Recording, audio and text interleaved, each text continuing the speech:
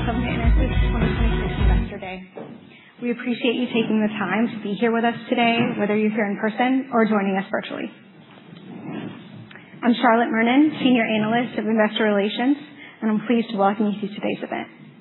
We're excited to spend the morning with you and provide a more detailed view into our company, our strategic priorities, and the opportunities ahead of us.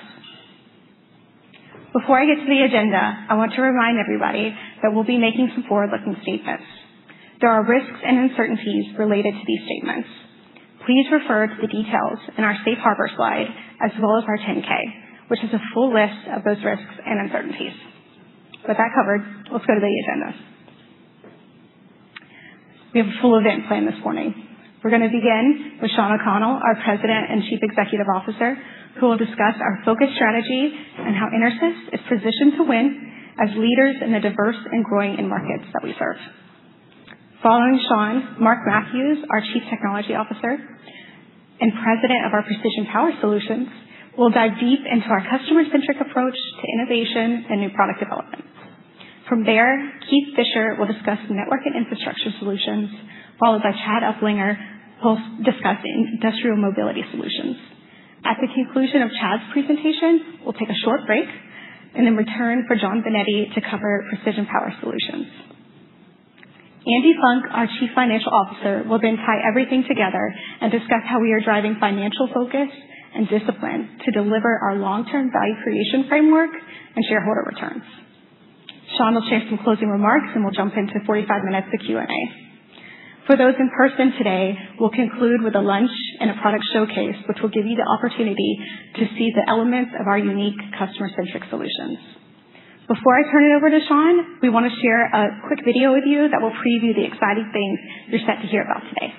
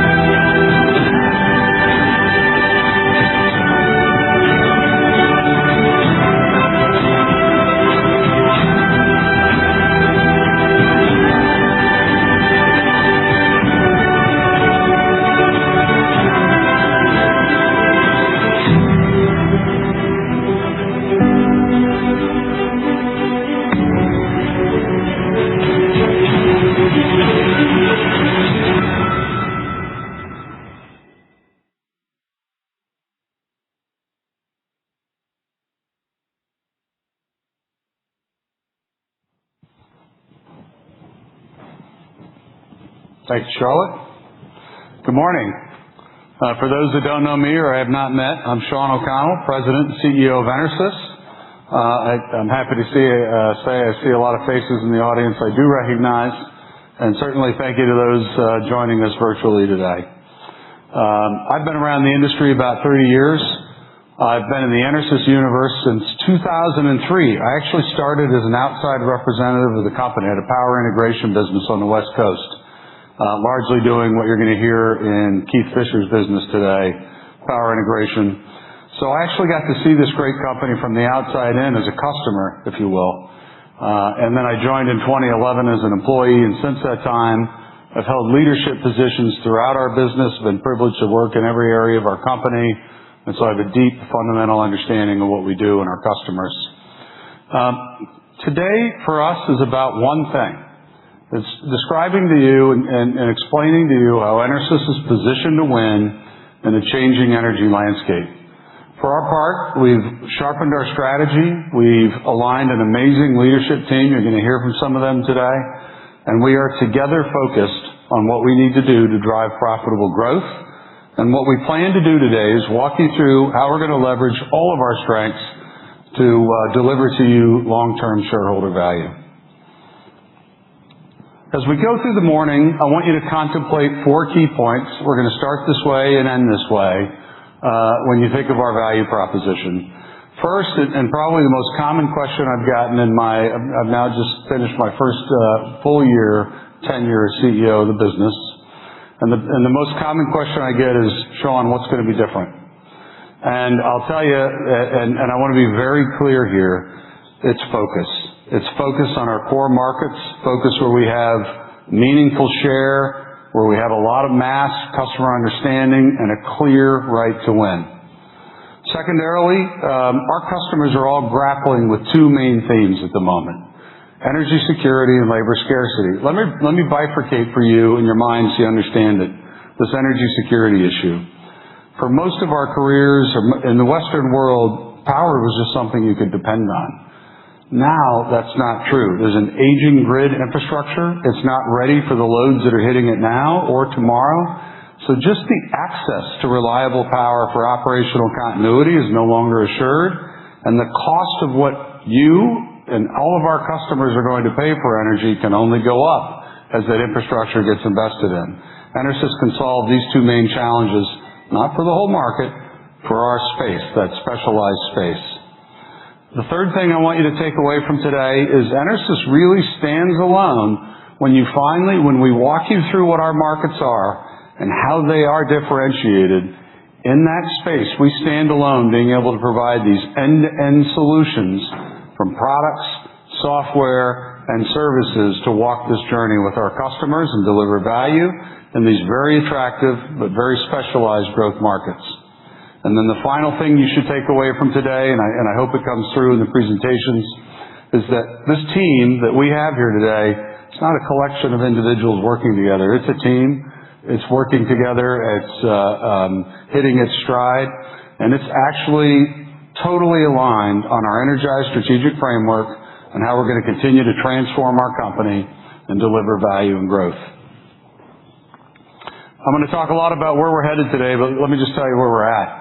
EnerSys today is about $3.8 billion top-line revenue company. We have excellent earnings generation, excellent cash generation, well above the average.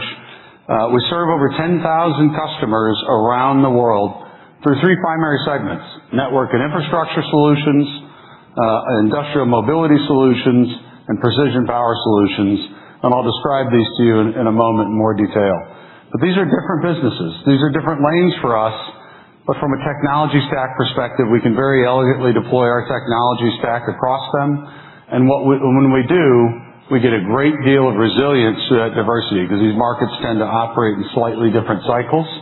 And then on top of that, we get multiple growth levers. So I told you I'm going to describe the segments, and if you've been in the stock, I'll tell you what it was before the current name. But only last month, we announced resegmentation and renaming our businesses. And what this is about is that word I started with, focus. We want to deliver absolute clarity to our own teams, to our customers, to our suppliers, and to you what the mission of these businesses are and where we're going to spend our time, money, and energy. So Network and Infrastructure Solutions is the business that used to be known as Energy Systems, that's providing critical power systems into communications networks, data centers, and powering industrial utilities. Our next segment is now Industrial Mobility Solutions. It now has in it what would have been motive power and the transportation portion that was in our specialty business. So they are now combined, and this is powering warehousing and logistics and over-the-road Class 8 trucking for the material handling network. If you think about it, it makes perfect sense. Some of our largest forklift fleet customers operate some of the largest Class 8 truck customers. So now we're getting all that customer synergy and benefit and being able to put that mass together in those accounts.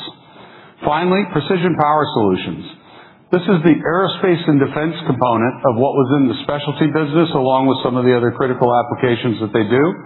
And the name is exactly is a perfect fit for what these guys do.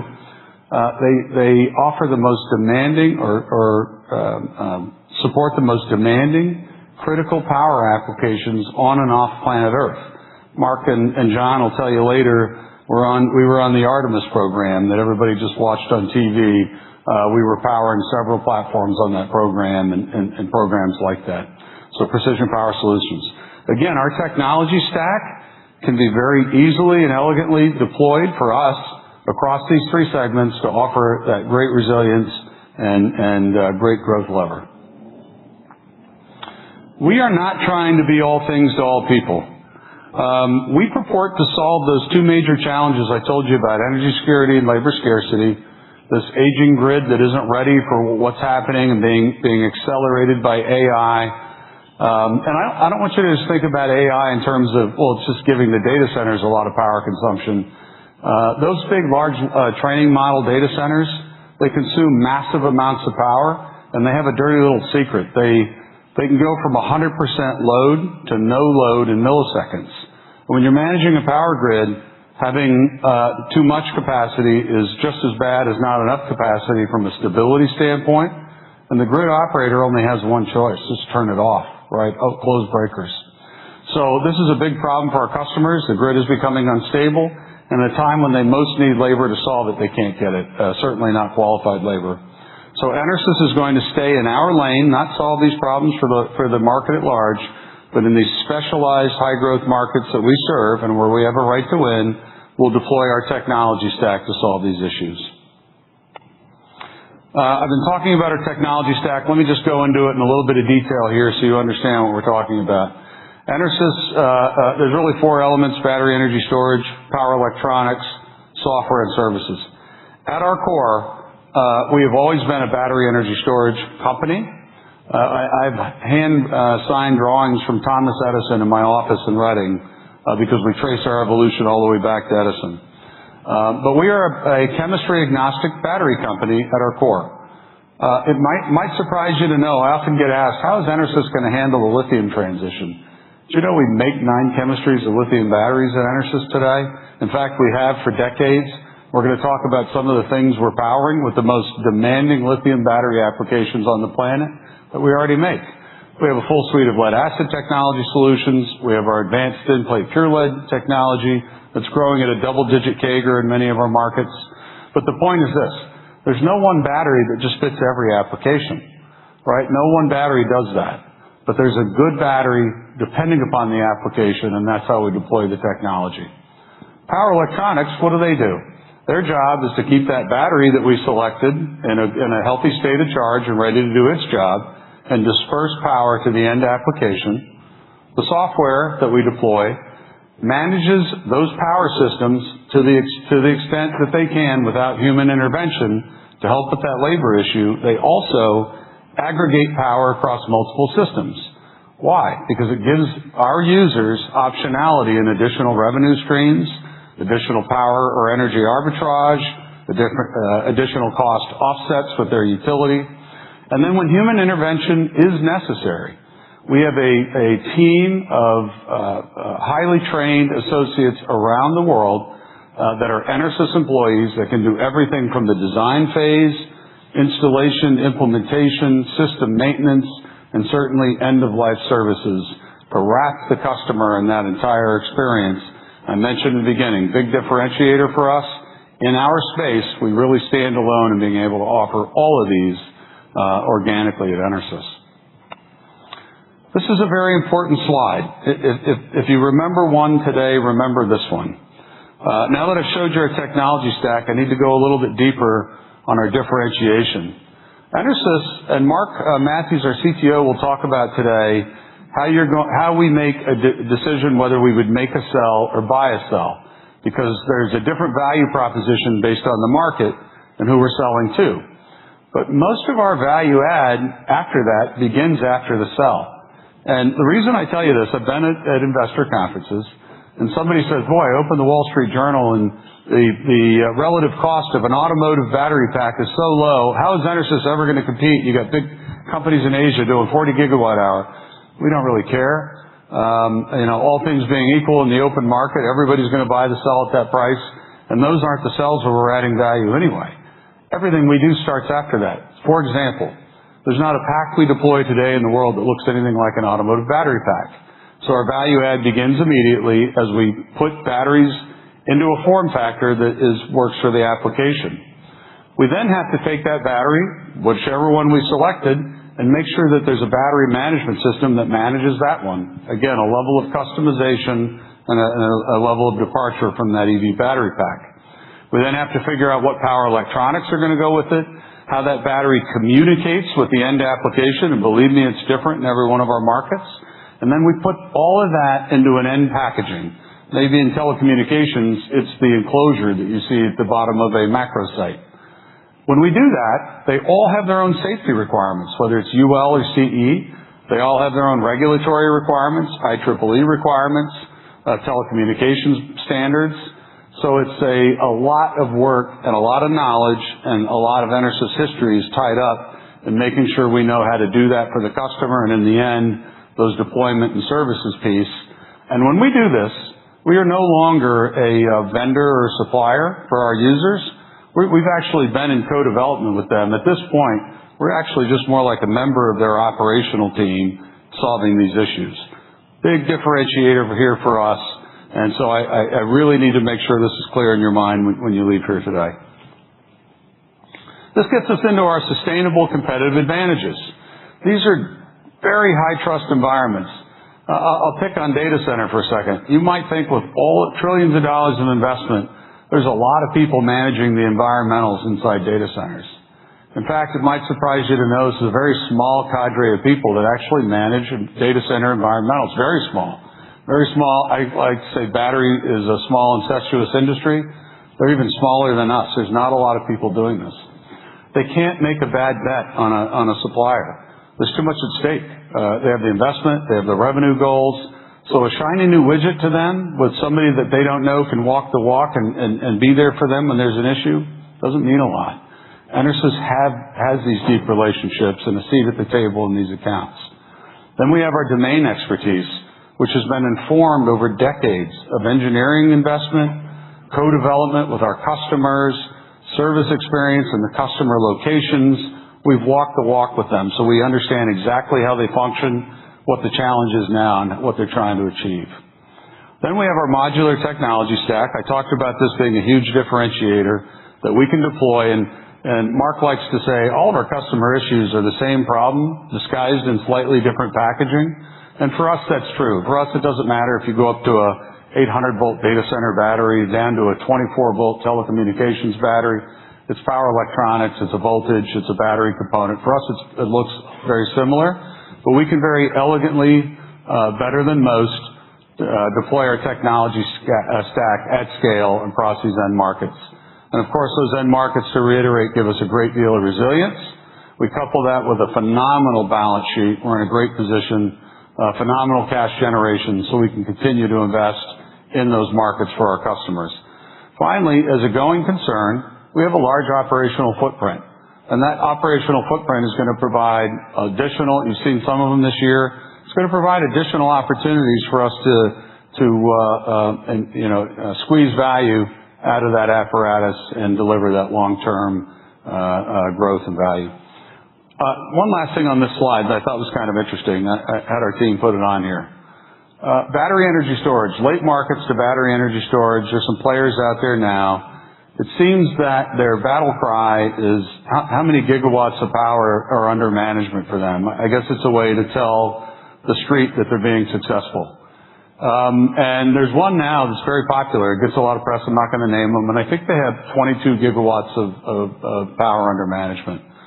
And I thought, well, let's do our math. So I said, okay, let's just take a look at our annual production. Let's take a look at the average life of our systems deployed in the field. And we did that math, and very conservatively, we're probably powering about 85 gigawatts of power every day in the world in some of the most demanding, critical applications out there. I'm not sure how many people could say that. In any event, our markets, and for as much as I told you in the beginning, we have compelling market share, we have leading market share, we're focused on places that we lead, but even at $3.8 billion, you can see with our service addressable market that we have a lot of runway to produce value and a lot of room to grow, and we are exposed to two of the main mega trends of our time. This issue of energy security is affecting all of our customers. We happen to be one of the largest battery suppliers to data center in the world today, but it isn't just the data centers, it's everybody else that needs help with energy security. At the same time, we're the number one supplier to the U.S. Department of War for battery and many of our NATO allies. And what are they doing? The U.S. is going for $1.5 trillion budget with battlefield electrification at the top of their list. NATO allies are having their budgets increase, so we're right in the middle of one of the most compelling conversations that have ever existed in this space. I want to double-click just very quickly on this growing energy demand issue. I was talking to a gentleman in the room earlier. I happened to live in North Texas during the pandemic in Dallas. And at that time, the grid regulator of Dallas, or the grid operator of Texas, ERCOT, had a situation where they had exceeded their safety margin and the demand on the grid exceeded their capacity to deploy power. And it was weird to watch whole sections of Dallas, Texas go offline and go dark. The reality was there were ample generation resources in the Gulf of Mexico with renewables. The problem was they didn't have the transmission lines to get the power from where it was generated to where it was needed. And this is sort of illustrative of what's going to happen to the power grid. There's now a multi-billion-dollar project to get that extra distribution in, those transmission lines. It's going to take time, it's going to take money, there's going to be right-of-way lawsuits, all that kind of stuff before they can get that fully implemented.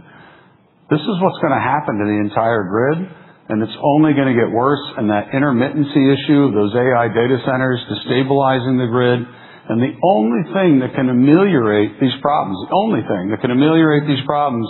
in the near term and even the midterm are going to be battery energy storage systems. EnerSys isn't going to solve that for the whole grid. We're just going to solve it for our customers that want us to do this. The defense investment, a little bit different story. And this is a very important point here. The Ukraine conflict showed the entire world that the future of the battlefield is electrified. The future of the battlefield is drones, it's autonomous, and there's no way to do that without a battery. Here's the sticky wicket. Most constituent battery elements and cells either originate in or are controlled by China. If you're the U.S. Department of War and your method of mounting a defense in the future is controlled by your number one peer threat in the world, you have a major problem. And that's exactly their energy security issue. That's exactly the conversation that EnerSys is right in the middle of and being asked to help solve. Okay, I've been talking about what we're going to do. I'm going to still talk about what we're going to do in a minute. Let me tell you about how we're doing it. We announced last year our EnerGize strategic framework. Very simply, once again, this is about focus. This is about being very clear to ourselves, our customers, our suppliers, our shareholders, what our focus is and what we're going to do. So optimizing our core wasn't just about the $80 million in cost saves we took. It was about cutting away anything that wasn't adding value and that was distracting us from our core mission. And the team has done a very nice job doing that. The next thing was reorganizing our business in a way and putting in the metrics, the operational metrics and rigor that enabled us to move faster and know with data on those metrics whether we were being successful or not. And all of that was to enable us to move quicker, accelerate our growth with new product introduction and strategic M&A. For those of you in the room, when you go out into the foyer and when you spend time with our people, I want you to know there are products out there that were not conceived of a year ago. Not just that we hadn't developed them yet. They weren't even conceived of. There are products out there on the floor. They're not plastic mock-ups. And every product you see out there is already in customer trials, already. So we went from nothing to customer trials in a year. It has never happened in my time with EnerSys since 2003. I had never seen it in my industry, and talking to some of my colleagues, that's fast for any industry. And that's exactly what's coming from the alignment and clarity that we're developing here at EnerSys. It was all enabled by our Centers of Excellence model, sort of underpinned all of this. I'll just touch on this very briefly so that you understand what this means. We have 3 Centers of Excellence, but if you think about from the supply chain, procurement, engineering perspective, just intellectually, even though you don't come from the business or may not come from the business, those lifts or those activities involved with lead and separator paper and the heavy capital intensive legacy lead acid battery manufacturing environment, much different than the folks that are dealing with the microprocessor supply chain, software, a lot of asset-light contract manufacturing, and those 2 things are much different than new technologies, lithium, those constituent supply chains, much different engineering lift. So we just made it official. We came up with 3 Centers of Excellence, and we tucked each one under a P&L leader. So there are no longer any participation trophies at EnerSys. You got to get something done, and you're responsible for the P&L leader when you spend money. So Chad Uplinger has the lead acid COE, Keith Fisher has the power electronics COE, and Mark Matthews and his team of engineers that do those 9 chemistries of lithium batteries, they have the lithium ion COE, and it's working very well for us. Okay. For all the talk about discipline and cost and all that, I don't want you to think we're not placing bets. We're placing 3 very big bets, but we think they're very safe bets, and they're back in our core, or either that or a near-term adjacency. We have a clear right to win, and in every case, we don't have a customer acquisition issue. In every case, customers asking us to do it. Don't got to go out and find a customer. And in each case, this is in our technology wheelhouse. Let me start with battery energy storage. A lot of talk about battery energy storage in the world today. What are we doing that's different? Well, we're going back into our IMS segment, where we already in North America, as an example, have 55% market share powering the electric forklifts in these warehouses. So think of it this way. EnerSys is already the partner that manages the battery energy storage component they utilize today. We then, these warehouses are going to the utility and saying, I want to add another bank of chargers. I want to extend my forklift fleet. And the utility, because of that power famine issue or that energy security issue, is saying, I don't have the capacity to give you. Or, I have a 3-year wait to set a new transformer at your location. So what do? Just stop operating? They need help. Our battery energy storage system can solve this, but here's what we're doing different. Not only we already know the warehouse and manage the battery power in the forklifts, we can marry the 2 together with our technology and with our charger. You're going to hear more about that today. And we can offer a solution that's leveraging all of the energy storage assets in the facility to mitigate their power famine issue, to allow them to island if they want to, if they get no power, allow them to sell power back when forklifts are idle. So we can have a lot more optionality there. Again, those other players in energy storage don't have that material handling knowledge. It's a differentiator for us. The next big bet we're making is lithium data center.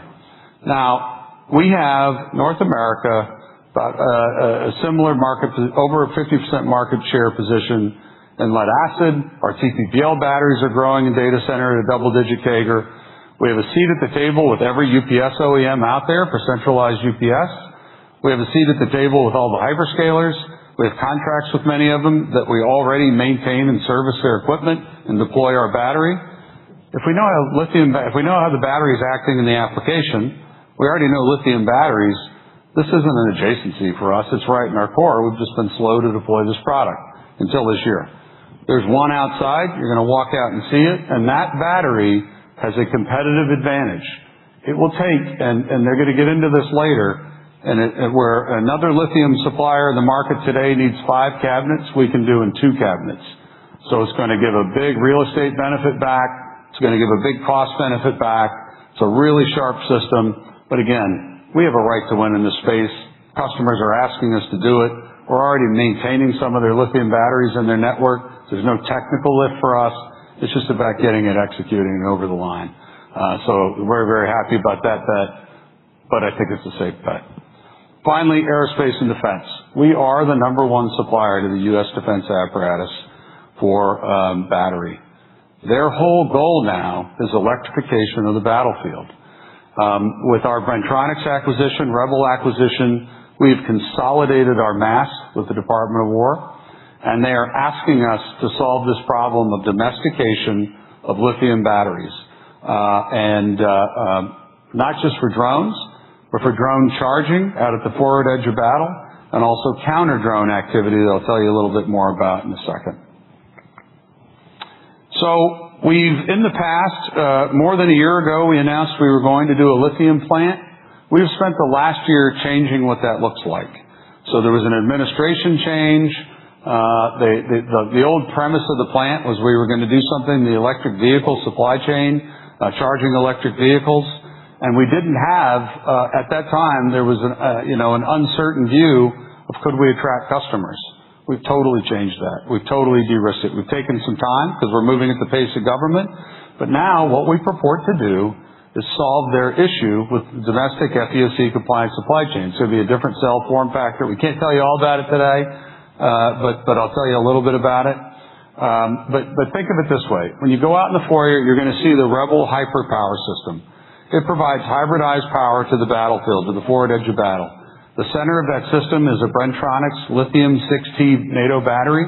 The center of that battery is a cell that we buy today. When we build this factory, we will then make that cell. When we do that, we will close the loop on the entire ecosystem for drone powering. And I can safely say that we believe when we build this plant and do that, we will be the #1 supplier in the drone powering ecosystem on the planet for NATO and Western allies in the U.S. defense apparatus. One last thing on what we do.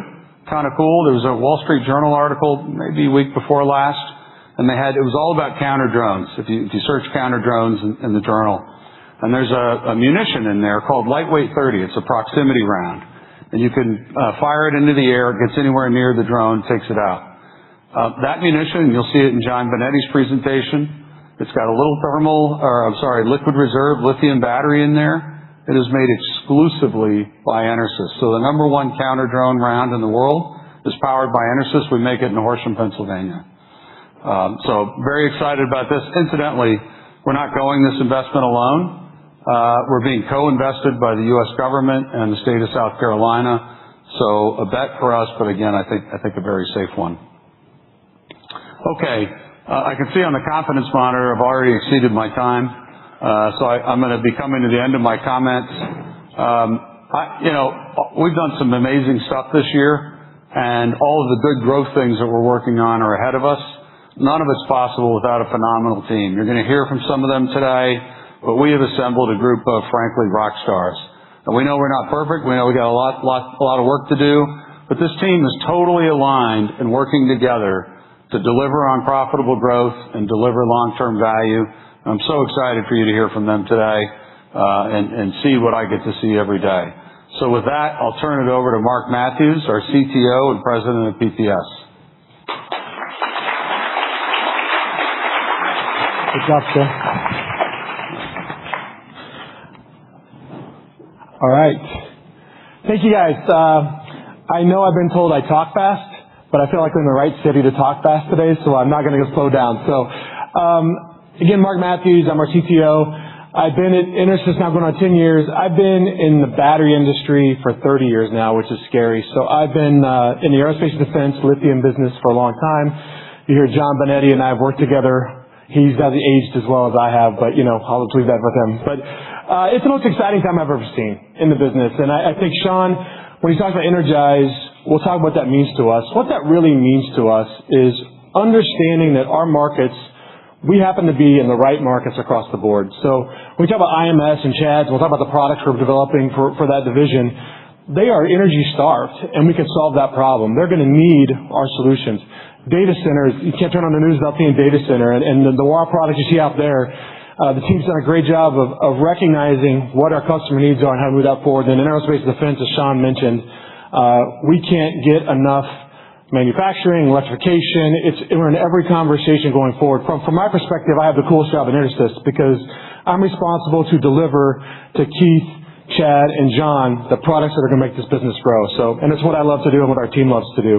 So when we talk about expanding from the core, it's exciting because we already own these markets, and we're able to make products and align with those roadmaps to go forward. So I'm going to walk you through today really how we've evolved over the last year in terms of taking the EnerGize process and then turning that into new products and some of the shifts we've made to be more chemistry agnostics and those type of things going forward. So we'll walk through that.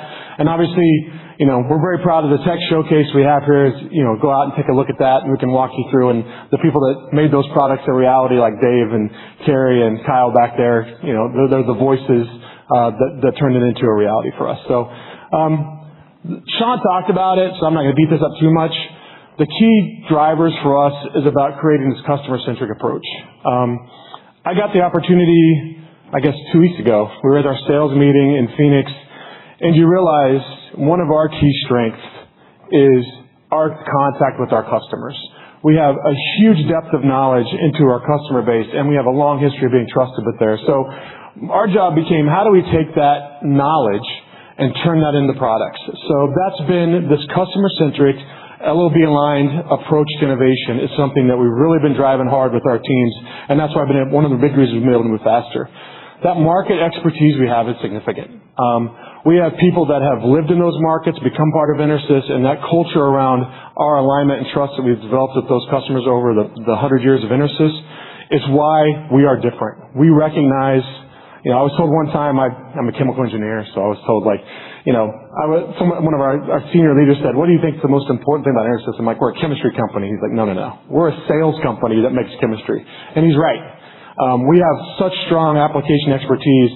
How do we use that and weaponize that to get products out? And that's been our alignment to make that a reality. And the other thing, we do critical applications. So how do we get value out of that? The fact that we do things that cannot fail. The fact that Keith will talk about 5 nines reliability and Benetti's going to talk about 11 billion hours in space without a failure. That is what our customers value. We are not just a battery. We're a system that allows them to do things and allows them to provide products and services that aren't allowed to fail.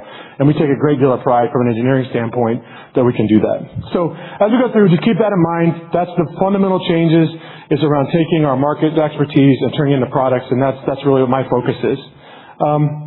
We look at what we've done. So I think you'll see this in Chad's presentation. I was taken aback by some of the numbers he put up as we put this together the last few weeks. But we talk about where we start.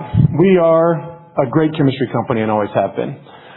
We do, as Sean mentioned, 15 different chemistries that solve all different applications. I'm of the belief, when we talk chemistry agnostic, that any chemistry, there's no such thing as a bad chemistry, there's just a bad application of a chemistry. So we look and say, what is the right fit and how do we align the chemistry that we have with that solution? You'll see that chemistry agnostic approach that we take. But we do that well. We've always manufactured and made chemistry well. The next thing we've done is power electronics, as Sean mentioned. But what's key about our power electronics? What's key is we embed intelligence. And so what we've done over the last several years, and this started with the guys in IMS, and you're seeing it in Keith's business as well, and we're now seeing it with the product we're making in PPS.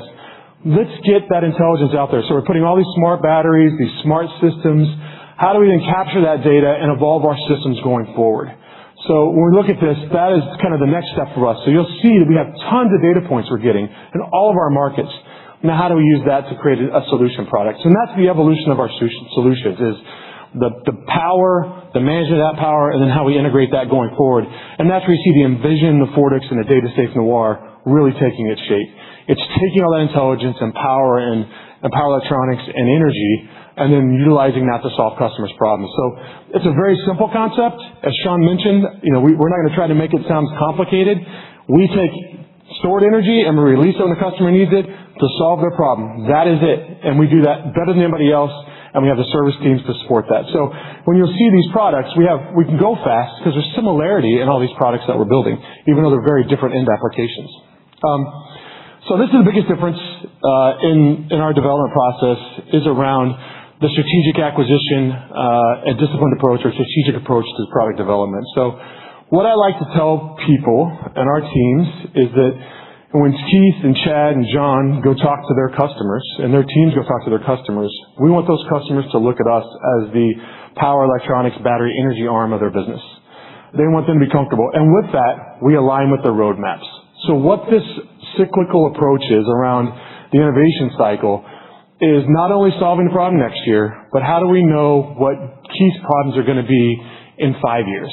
And how we develop our core technologies that are going to differentiate and add value to us in that time frame. So as we created this process, we are much taking advantage of that leverage we have with our customers to share our roadmaps of where we want to go, align that with them, and then we can create products around that. The key to that is that creates, one, stickiness because we're engaged in next generation solutions.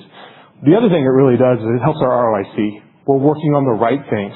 So we put a lot of discipline coming out of the aerospace and defense business where John and I are project management is core to us. And we want to put discipline into our product development process that not only are we developing faster, we're developing the right things and we're developing them at the right cost. So this whole process helps to really narrow that down and align. Strategically, are we building the right things? Is this going to solve these customers' problems?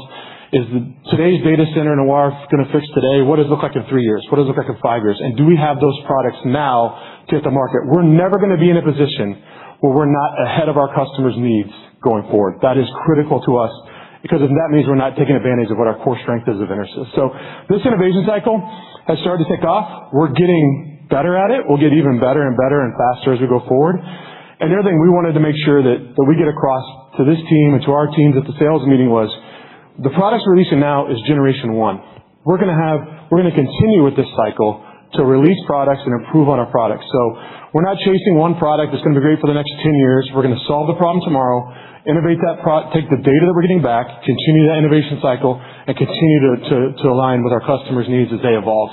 You look at a data center, it's 100 kilowatts now for an NVIDIA stack.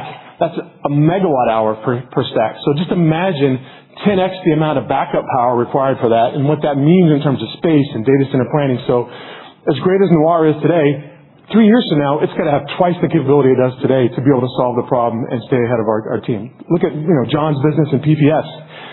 We know that the amount of power that was just used in the Ukraine was more than the entire U.S. Army uses in any of its previous conflicts or any of its previous planning.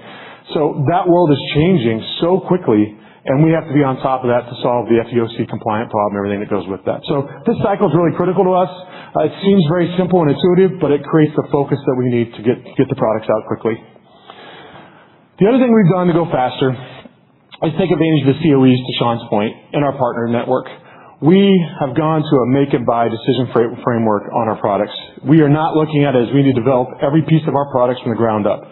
We understand where our products are differentiated, why our customers see the value in us. We do invest in that. That's our core technology. A great example of the make and buy is chemistry agnostic. So John and his team, the U.S. Department of Defense or U.S. Department of War, says, I have to have an FEOC compliant cell. I am willing to pay a premium for you to make it in the U.S. Chad's multi-power customers are like, I really like your data. I love your power conversion. I'm happy with an LFP cell as long as you tell me it's the best-in-class LFP cell, we'll put it in place. So we are making those decisions at the beginning of every new product cycle to say, which of this do we have to own? We got to own cybersecurity. We got to own software. Is power electronics something we need to know in Keith's business? Maybe not in Chad's business. So we make those decisions up front, and that helps us to go quicker. So instead of being in these multi-year cycles of developing everything we need to develop, now we're able to create a data Noir product from conception to release last Tuesday, last week, it seems fast, last Tuesday, in under a year. So we did not conceive of what this product was until we exited the EnerGize strategy, which was in the probably August time frame, where we were sitting in a room saying we need to have this by the end of the year. Everybody thought Keith and I were crazy, and the teams worked incredibly well together to make that a reality, and I think that's a really exciting product for us. Same thing with the next generation lithium batteries for Chad. We had a cost issue on our lithium-ion batteries. We weren't as competitive as we needed to be. We scoped the whole lithium-ion strategy around the LFP cell that allowed us to choose a cell and move quickly, and now we're able to release those products to Chad, which are then really part of the entire network. We talk Fortix, as Sean mentioned, the battery, the charger, and now the Fortix system all work together. So this change of kind of mindset is one of the reasons we're moving a lot faster, and we can continue to get better here as we go forward. The last piece of the EnerGize strategy that really stuck out to us is when we did the customer interviews, and we've always been very much a product company. Like in my mind, I'm a product guy. I love products. And we've always known that we do, as Sean mentioned, storage, power electronics, and software. The service piece was one where we were underutilizing from a design standpoint and understanding our customers. Our customers really value our service capability and the ability to keep that uptime and critical. And so what we intuitively thought out of that is, if that's the case, we need to be designing our products with services in mind. So you'll see these new products, Fortix, our Hyper system, and certainly the WAR product are designed with service in mind, meaning that the software, the hooks that we're putting in there allows us to integrate that into a NOC we're going to talk about, so we can proactively decide when these products are going to go, how these products are going to work, when we need a replacement cycle. And you're going to hear Keith talk a lot about what he's done with the service team, which is almost its own COE at this point. We don't say that, but it's really servicing the entire company around what that looks like. That whole process now has gotten better, and it's going to be something that allows us to drive margin for our business because it is a huge differentiator in the field. So now we get to talk about some specific products. I don't want to steal all the thunder from these guys, but I steal some of it, so I get to go first. So, as we talk about, Chad's business or our IMS business with the logistics electrification, what's happening there around energy, security, and starvation, and that's what the Fortix battery is going to talk to. The energy resilience in data center, with the AI, the amount of power they need in the UPS for our NIS business, and certainly electrification.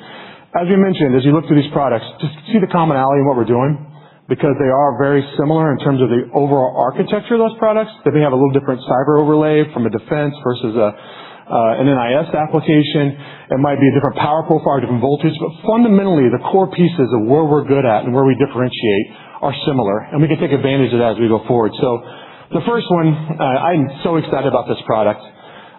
We talked about this coming out of EnerGize, and we started to see our customers, talk about it. And at the sales meeting, I was ready to talk about power, peak shaving and demand response and all these things. How are we going to give value to this? And our sales guys kind of stopped me, and they're like, oh, that's all great. It's fine that they can do all these things. Our customers want control of their bill back. They're having 5% energy increases a year. They can't convert and run their business the way they want to run it because they can't get power to their systems. They can't continue to convert to electrification of trucks. They just can't get the power. That's what they want. The return on investment and the value that creates, yes, that makes sense, so they can get someone like Andy to sign off on it. But at the end of the day, if somebody wants to say, I want to control my own business. So what this product does, and you'll see this in Chad's presentation, it takes all that data we talked about, but now you have a new charger releasing that he's going to talk to, the new batteries releasing, and then you have this energy storage that acts as a full platform that allows you to control the customer's bill and energy supply within a warehouse.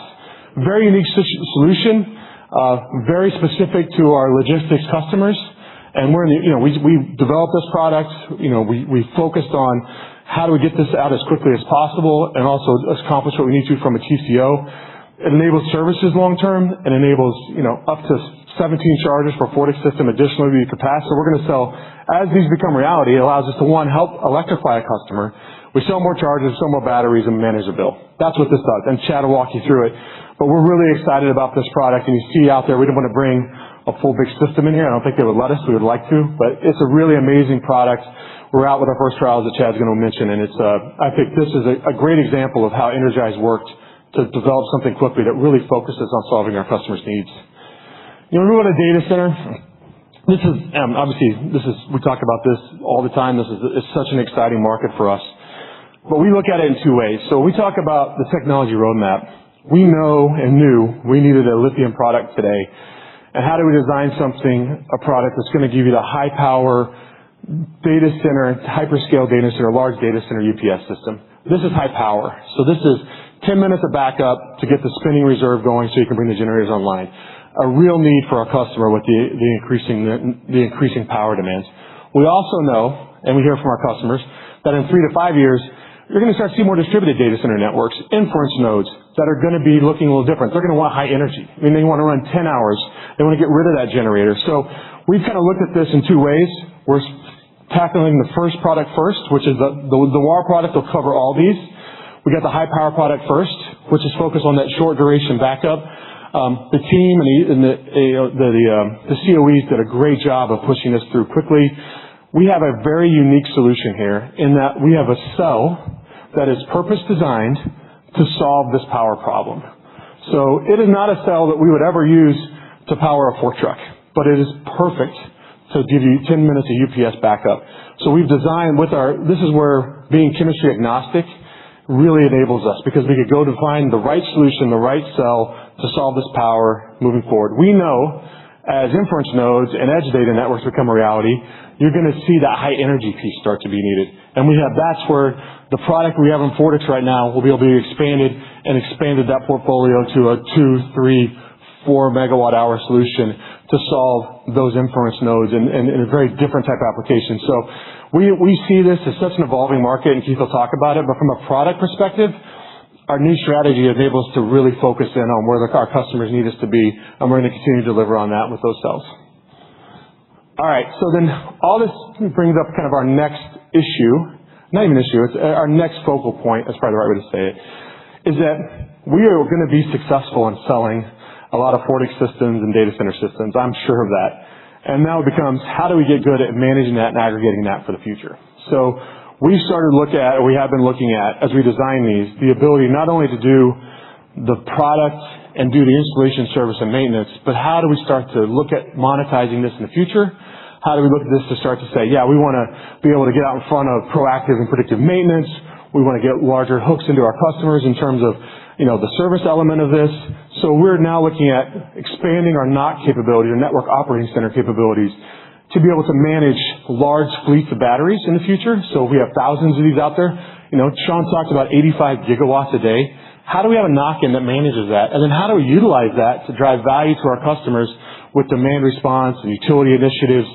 We need to figure out how to aggregate that better and move forward. So as we move forward, we're not saying we're moving to energy as a service today. I know that's a different model, but we as an engineering team and as a technology group need to be putting the ability to now for our LOBs to say at some point, I want to continue to monetize those assets we have in the field.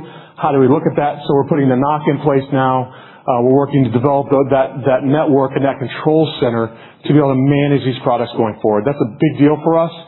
As part of Revolution, we've come a long way in the last year. We got a long way to go to be really, really good at this, but this is on our roadmaps, the ability to manage not only the service side, but the value of those assets we have fielded is going to become more and more critical, and we're thinking about that now, and you'll hear more about our network operating center over the next year. Okay? All right, now, I could really go a long time, Benetti. I don't want to steal all your thunder here, but I love the PPS business. It's the most exciting time we've ever had in aerospace and defense, for sure. And one of the reasons why Sean hit on it is the world has changed that, for 30 years of my career, 25 years of my career, it was about providing the most accurate, high technology performance. It was fewer systems, it was lower volume, but we could do things really well that no one else could do. And we powered that.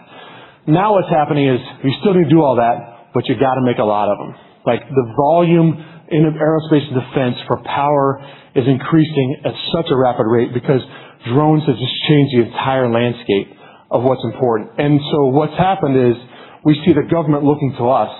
We'll be at the Pentagon. They're coming to us saying it's important that we partner with people that know what scale is, right? So when we talk about the lithium plant, they wanted a partner that's going to want to be able to make those investments, but also know what it is to get to an 85 gigawatt hour, a day management. So our value has always been very much appreciated by the Department of War and our NATO and allied countries are going to hear about, but now they're looking at us and saying, we want you to be even more to us. We want somebody that can scale it the right way. And so that's one reason PPS is its own, we were talking about it beforehand, one of the reasons it's own division now is we see this growth coming.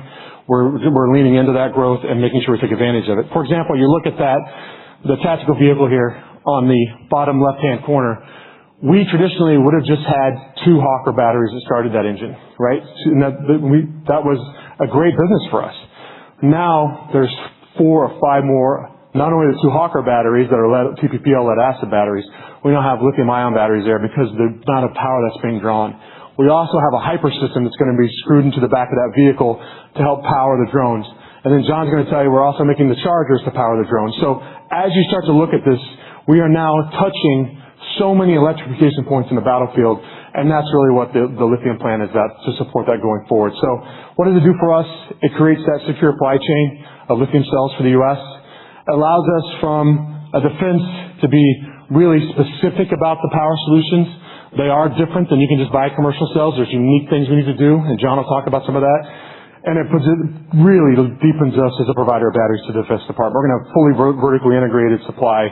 Not only do we make the cells, but we'll also make the batteries, the chargers, and then the systems, and then we want to get into software and service going forward for the Defense Department. So this becomes a whole power infrastructure with the DoD and DOW and our allied countries, and we can leverage not only the U.S. piece, but also the European piece as we go forward. You hear that from John. So exciting times. It's a new world where manufacturing scale matters, and we're well positioned to take advantage of that. Okay? All right, so I'm wrapping up here in my last couple minutes. Just wanted to kind of touch base. You're going to hear a lot of what we're doing across the board for our LOBs. I just want, as I said, we are a service organization in technology to service our customers and to service our LOBs to get them the products they need. We are focused on doing it faster.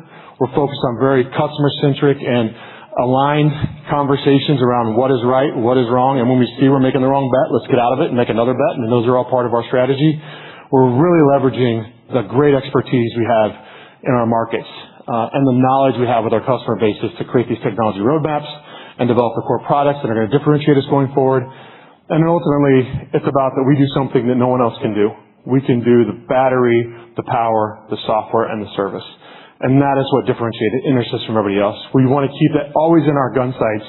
This is why we're good. Don't lose sight of what we're valued at. And then how do we develop products and services to be able to support that? So with that, I'm wrapping up. I get the pleasure to introduce. So Keith Fisher's a great person, but we've got to know each other. And we have the same musical taste, so as eclectic as it is, it's good, so we get along there. But Keith's joined the team a couple years ago. He's been a great addition to the team. Brought a lot of experience and knowledge that I think we're all learning from. So it's my honor to bring Keith Fisher up to the stage and introduce him. Thanks, Keith.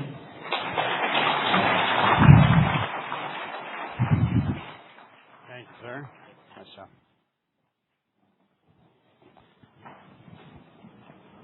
Well, I'll give Sean a little bit of credit for putting a CTO in place that not only speaks passionately about chemistry, and he's a great business guy, but he also talks about design for service. Not a lot of CTOs think about service when they're doing product design, and it's really fortunate for me as a business leader. He clicked a little bit on the customer-centric design model, and I can tell you as one of the lines of business leaders, we really feel that change happening in the business. So other than his musical taste, I'll give him some credit for that too. Like he said, my name's Keith Fisher. I've been with EnerSys for about 18 months now. Look forward to what's in front of us with networking and infrastructure solutions. If you don't know my background, I spent almost 28 years with an industrial company, Honeywell. I started my career in operations and supply chain, and then I had the privilege of running multiple business units, whether it was across aerospace businesses, building solution businesses, and more recently inside warehouse automation. And I can really say I picked a great time to join EnerSys. What really attracted me to this was the markets in which we competed in and the positions that we hold in these industries. So it's absolutely a core business for us. Today I want to walk you through how we're leveraging our market leadership, expanding into high growth areas like data centers, while also keeping our eye on the ball on operational discipline and long-term value creation. So the three key messages, you see a little bit of a recurring theme around customer centricity. As the integrator in the business, we really want to think customer back and develop these solution-led innovation that takes advantage of the vast network that's out there in the supply chain through partnerships to help us do that. It's more of an asset-light model for the NIS business. There's a lot of competent people out there, especially as we're dealing with solution-led, more chemistry-agnostic battery solutions. So it's a really good opportunity for us to improve our margins at the same time deliver the innovation that our customers look forward to. Being service-led is really key. And we've already started to see some signs of just the virtuous cycle of doing a great job for our customers every day, leading to new business, and leading with service first is a core part of our business strategy. We are going to continue to optimize fixed costs, whether it's the more recent Tijuana announcement that allows us to continually operate our TPPL franchise profitably as lead continues to be an important part of our business. We've flattened our organizational construct because we want to be designed. We want to have a leadership team designed to work with speed.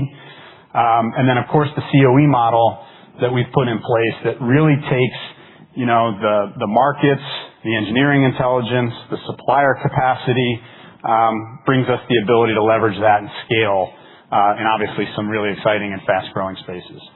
And then, it's awesome to be able to announce the DataSafe Noir product this week. We're placing that bet in our business. We have lithium across the business, as Mark talked about, as Sean introduced. But this is our launch into the data center space with a lithium offering. And I'll talk more about how we think the growth rates in that space look going forward, but it's a really exciting time to be here in the business. So if I boil down kind of who we are, what we do, we spend a lot of time on the statement there that says powering the connected world with trusted reserve and critical infrastructure solutions. When I got here, I heard us being talked a lot about as reserve power, but I think what both Sean and Mark did very well in their introduction is the networks are evolving to the point where our products are not just sitting there waiting for something to happen. They're a very important part of the ecosystem to ensure that stability or that those energy challenges are being dealt with. So we really like that and critical infrastructure solutions part of the business. It's been a really good rallying cry for the team. Our customer base is vast. If you look at the communication space, we deal with all the largest network operators, North America and globally. From a data center standpoint, we actually operate a little bit more across the customer stack. We have rich relationships with the hyperscalers and the end users. We have deep partnerships with the OEMs. And then, of course, we have a large channel network that helps bring the EnerSys brand to market with us every single day. So operate across the whole stack in data center, and I think that's an important part of our differentiation going forward. And then whether it's the industrial power and utility space, this is another great opportunity for growth for us as the infrastructure evolves to support the growing power needs. We're there to grow with them. So we operate there across all the local, regional, utility providers, and it's actually a nice growing business for us. Globally, we're dominant in North America, but we actually have a strong foundation, and we've seen some green shoots of growth happening in Europe. We've recently recaptured some share with some of the largest telecom operators over in Europe, and then, of course, we operate in the rest of Asia as well. So good global business, service capability, and breadth across the board. So if I click a little bit deeper, our focus really is where uptime is non-negotiable. And if you think of these critical infrastructure networks, whether I start with communications on the left, the statistic you see on the page is 750,000 broadband and power supplies. And I knew I arrived at EnerSys when I was hooking my internet up, and I talked to somebody pretty high up at my internet provider, and he said, well, the box is right outside your front driveway. You can look at that Alpha box every day. You drive in and drive home from work. And, we have 750,000 of those out there in the marketplace, and about 40% of those are approaching, an upgrade cycle. And that's probably being a little bit conservative given some of the power constraints that the industry is facing. So when you hear me talk about XM Edge later and you get to talk to John or Grant in the organization here about XM Edge, that's a solution we have to continue to meet future needs for our customers. The data center space, we're not new to data centers. We have over 10 million batteries that we've sold just in the last 5 years. Depending on the usage case, about 20% of those recycle annually. And then, that's on top of the existing installed base that's growing through new data center builds. So we continue to see lead acid sales in both spaces, but this lithium launch that we're introducing here this week is a really good catalyst for growth for us. And then similarly across industrial power and utilities, over 2 million batteries, maybe a little bit of a less usage cycle on that depending on how they're used, but still more floor for continued stability within the business as 10% of those are replaced across the board. Sean talked a lot about the products. The point you see there across, the enclosures, you'll see enclosures in everything we do. They're a key integration point for our technology, so it's a core part of our portfolio.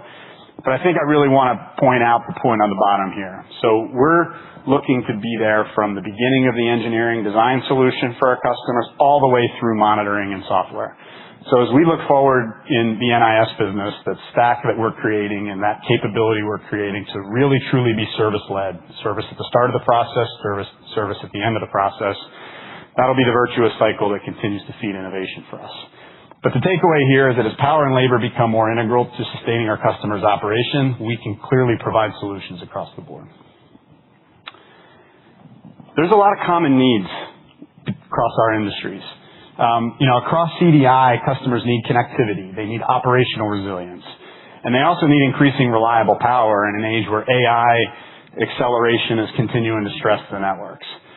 So while the actual specific recipe might look a little different depending on the market that we create, the needs are actually very common, and that gives us competitive advantage as we deliver more efficient new products to the market. We're actually in talks today with a lot of large customers about refreshing their networks. So if you look across the telecom network space, they've grown through acquisition. They've had various focus on new builds and 5G cycles, and that has put some stress on some of their older product lines. So as they continue to deal with these power-hungry environments, the network needs to be refreshed. So it's a good opportunity for us. The data center story is also clearly unfolding right in front of us. Large hyperscale enterprise data centers, they continue to need more power, and this is where our innovation is really focused. These trends that we see really create those common needs around resiliency, uptime, energy availability, and is going to be core to our value propositions as we go forward. So I characterize the SAM here in this business at about $15 billion of the total that Sean showed earlier. To break that down a little bit more, still see about 9 of that in sort of the communications and broadband space. We see about 1.8, 1.9 in the data center space, another $1.5 billion in the industrial power and utility. And then depending on that industry and the service tail associated with that, we kind of have somewhere between a 15 and 30%, attached per product sale so the rest of it makes up the service. The key that I want to point out here is though, is that the data center piece, while, like $1.8 billion for us today, not the biggest chunk, it's the one that's clearly growing the fastest. I mean, we're going to see somewhere between 15-20% over a 3 to 5 year period growth, within that data center SAM. And the other thing I'm excited about is I haven't even really captured Fortix into these models yet. So as we're launching in Chad's business, around warehouse solutions, but that offering that Mark described and Chad's going to go more deeply also is applicable clearly in our space. And as we continue to evolve, our focus, I only see that SAM growing. So our competitive advantage. Why do people pick NIS? Well, I think Sean did a really great job of honing in on these, but I'll click just a little bit deeper. First and foremost, we have reliable integrated solutions. Point Sean made, I'll reemphasize. You don't just pick a new person off the street and plug their solution into a data center. They want someone who's been there, they've been through the cycles, they've been able to deploy them, and they really want to know that the product's going to work. They can't take a bad bet on a supplier. Second, and again, I point out Mark mentioned the 5 nines. Well, for those statistic majors or people who've taken a lot of statistics or Six Sigma stuff, 5 nines basically means you get about 5 minutes of downtime a year in a data center. So for an AI edge or AI inference data center, the people, the process, the technology, they all have to be humming in order for that to work. That's some value that we believe we bring to the table. 3 nines, you get a full day to deal with downtime events for what it's worth. We do have trusted long-term partnerships. We've got customers today that rely on us exclusively for their power solutions providers. As their power solution provider, we have a lab in Bellingham, Washington, that can actually simulate a broadband network so that as customers introduce new product or they're dealing with troubleshooting challenges, we're literally on the phone call with them, helping them introduce those new products or working on those systems. Third, our application experience, whether it's regulatory, whether it's interoperability challenges, these are fast-growing markets, and we can't be slow. We have to understand what it takes to not only develop the products, but get it certified for use in a safe manner. As lithium becomes more and more popular, they're relying on the supply chain and the network to really understand what the safety constraints are there, and that's something that we bring to the table. We extend beyond the contract from a defendability standpoint. So our service network is across the globe, frankly, and when there's a problem, we get out there. We don't ask why. We get out there. We fix the problem. We do it in critical situations. We do it in floods and hurricanes. We don't ask why. We get out there and we support our customers. And that's something that builds a lot of credibility over time. And then I think global scale. They don't want somebody who's not going to be continuing to reinvest in the business. Andy's going to talk about our balance sheet position. We have the ability to continue to reinvest in this business and differentiate for customers. So what does EnerGize mean to me? EnerGize means a few key pointed things to me. One, we are going to focus on targeted end markets, but we're not just going to treat every market the same. There are actually places within each market where we can segment and be even more specific about how we compete and why we win. Second, we're going to make sure that we've got our footprint really optimized to deliver on these, whether it's our footprint or whether it's through our partners' footprints. We're going to make sure that we've got the right value stream in place to be responsive and differentiate from a service standpoint. When I look at invigorating our operating model, Mark did a great job of talking about new product innovation. Bringing new products to market is a core part of our growth strategy. But our service piece is another piece where we can really look across not just product innovation, but business model innovation. I'll show you in a minute that within NIS, we have a projects business, we have a products business, we have a service business, and we have software revenue streams. We can operate across all those to have a compounding effect on growth. As we bring more installed base to light, we then monetize it through the life cycle. Accelerating growth, I'm just going to focus on the data center for today. There's a lot we're doing within the business to try to grow, but the data center space is clearly an opportunity for us. It's staring us right now. It's a fast growth market, and we're going to have the right products and solutions to deliver there. So I want to click through a couple case studies to just give some representative examples of how we're doing this. First, this is really to illustrate how we're changing the way commercially we go to market. Not that what we ever did was wrong, but in a solution-based environment, we actually had a customer, a large network operator, come to us with a challenge they were facing with tariffs, and they needed a domestic partner to help them get through that and manage their costs. Well, our commercial team in that discussion, led by John Hewitt in the room, was able to take that opportunity and say, okay, but how do we look larger across your whole network and what do we do? And not only did we solve their tariff problem, but we actually were able to provide them a 48-volt lithium battery with a retrofit kit, remote monitoring and installation services that gave them, a more energy efficient solution that they were going after. So the commercial team saw a problem, expanded the problem, and then the result of that is we grew our market share or our share of wallet with that customer by over 5 times. That's a very scalable process for us. If we do that consistently across our customer base and our markets, and we operate with a commercial first mindset consistently, we've got that opportunity in all of our businesses. You're going to see XM Edge when you go out there. I alluded to it a little earlier in my presentation. I talked about how we're a core partner within the broadband space. That didn't happen overnight. And what we see now is whether there are customers looking for efficiency from a cost standpoint, or they're just looking to keep up with the demands of all the traffic and the massive growth in data traffic, they need more efficient solutions. And so we have a solution. It's still in development right now, but we're in customer trials. It's going to be certified within the next 12 months. We have the opportunity to go take those 750,000 power supplies and continue to extend the brand and franchise that the XM product line has given to us for a long time. Super excited about the innovation processes here. This is right in our core. It's what we're good at. We're introducing new features. We're going to give the customer more access to be able to see what's going on across their network. So bringing connected power-efficient solutions should afford us the ability to expand our value creation for the customer in this case. Third, I'm going to go back to service a little bit more. If you look at sort of the left side of the page, I want to just emphasize a couple pieces.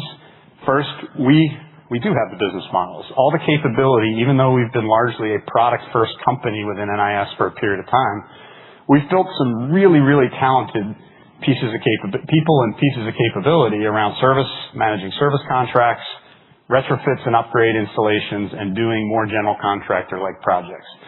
This is a good split that we can scale. We can continue to create installed base for our customers, and then we can figure out how to monetize that over the life cycle of the program. You can also see, just frankly and transparently, we're a little concentrated with our largest customers. That's a great opportunity for us and a focus area of how we bring these services and solutions to more customers when we know labor scarcity is going to be a continued challenge that they face. So I think there's a lot of runway in here for us as we get better and better at scaling our service model. There's some cool stats on this page. The strong foundation that we have today, 750 service techs across my and Chad's business, service professionals across my and Chad's business, 43 gigawatts of power that we support. We actually have a continuity monitoring platform that's looking at over 500,000 sites regularly to see how it's operating and where we might see problems. We have opportunities to be more predictive and preventative as we get better at software over time, but we have that infrastructure in place. And then from a lithium-ion standpoint, we talk about that being a launch on the data center space, but the reality is we're already installing data center lithium on the competitors' products today. So there's no real technical hurdle for us to overcome as we continue to bring our own products to market. So super excited. I think that where we're going, I've hit on a lot of these points, but the graphic at the bottom, Mark kind of joked about a service center of excellence. Well, we don't need to create this capability across 3 different business units. We need to create really good capability and then deploy it across 3 different business units. So whether it's Noir, whether it's Fortix, this is a great opportunity for us to build and scale once, right? And then tailor that application through back office and great techs in order to solve service challenges for our customer. So I will finish my last case study with one of the more exciting launches that I've had in my career. That box out there's a lot of hard work in that from a lot of people in this room. But it is really exciting. And point I want to emphasize on this page, and back to segmentation, data centers aren't all data centers. I'm sure you all know that, right? The needs actually vary within the data center. So if you look at, something that has a short run through time, our lead acid solution could still very well be very well positioned to win in that space from a total cost standpoint. But we know that the growth is really coming from lithium and new installs going forward. And whether it's edge and inference or hyperscale or training models, the DataSafe Noir product line that you're going to see out there is purpose-built for those applications. Talked about the competitive advantage. Well, here's a picture of it. If you look at the blue top batteries on the left part, that's a traditional VRLA, TPPL-like solution. That's how much space it takes up to deliver a power requirement. If you look at the far right, that's what our competitor offering is right now. If you look at the DataSafe Noir product line, we can do that in a lot less space. That's more space for the end users to do what they need to do to get the compute power to everybody who needs a data center outputs. So this is really exciting. And I think you're going to see some really good. We are early days in the commercialization process. We have to absolutely get through the OEM certification part of it. But the runway here is really exciting. So I'm going to close with the same 3 points that I started with. Customer-centric, solution-led. That is becoming the rallying cry.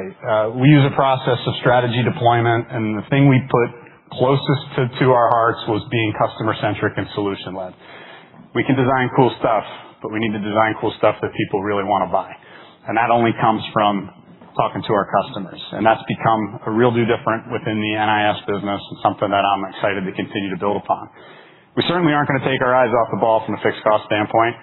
We have the opportunity to continue to expand our margins in our business, and we're going to do that. And then lithium. This is a really cool time to be running this business. and there's a lot of runway ahead. So I want to thank you all for your time and attention today. I appreciate you listening to the NIS story, and I'm going to turn it over to Chad Uplinger, who leads our Industrial Mobility Solutions business. Chad?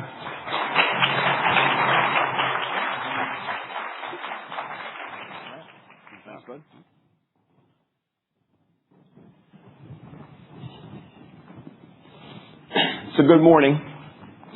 My name's Chad Uplinger, and I'm the person that's standing between you and a cup of coffee in a minute. So I'm the president of Industrial Mobility Solutions, which formerly was Motive Power, and as Sean mentioned, we merged with Transportation. So quick background on myself. I've been with the company for 27 years, all within the Motive Power unit. So if I call it Motive Power today, it's like changing your spouse's name after 27 years. It's hard to do. So you might catch me. But what excites me the most about our business is in 27 years, I've seen most of the products that we sell in Motive Power get introduced and get launched. I think there's a handful of a few legacy products from the 80s that we still sell. But when I look at today and I look at fiscal 27 and beyond, our product roadmap is the most exciting thing for us. And we just had, as Mark mentioned, a sales meeting. We sat down with our sellers, and we see more products coming out, more next generation products coming out this year than any year I've seen in my tenure with the business. So it allows us to advance as customers transition and electrify fleets, but it also allows a great opportunity for energy management. And that's key for us because that's a great growth opportunity for us. And that's something we've not been able to do before. And I think that's going to provide some real value to our customers and to our shareholders. So I'm going to touch on three key items. One, advancing our next generation of maintenance-free solutions. We've been doing that for a long time, right? That's been part of our heritage for the last 6 or 7 years. We continue to see that. I'm going to talk about the roadmap advances that we're doing, but we're going to continue to invest in TPPL and lithium-ion, and we can see that continuing for the future. The next is the organizational alignment. I'm going to talk a little bit about why material handling and transportation, why they fit together. Sean mentioned it briefly in his introduction. You know, owners and operators of lift trucks, they use a lift truck, and unless you're in a manufacturing facility, if you're in a distribution or logistics hub, you're using that lift truck to do what? Load a trailer, right? And so most of those operators own their own fleets, or they work through fleet leasing companies. But we have an extremely intimate knowledge of material handling, being the market leader in North America and a predominant leader in Europe. So this gives us a great opportunity to pivot slightly from what we've been selling and to be able to target the Class 8 trucks.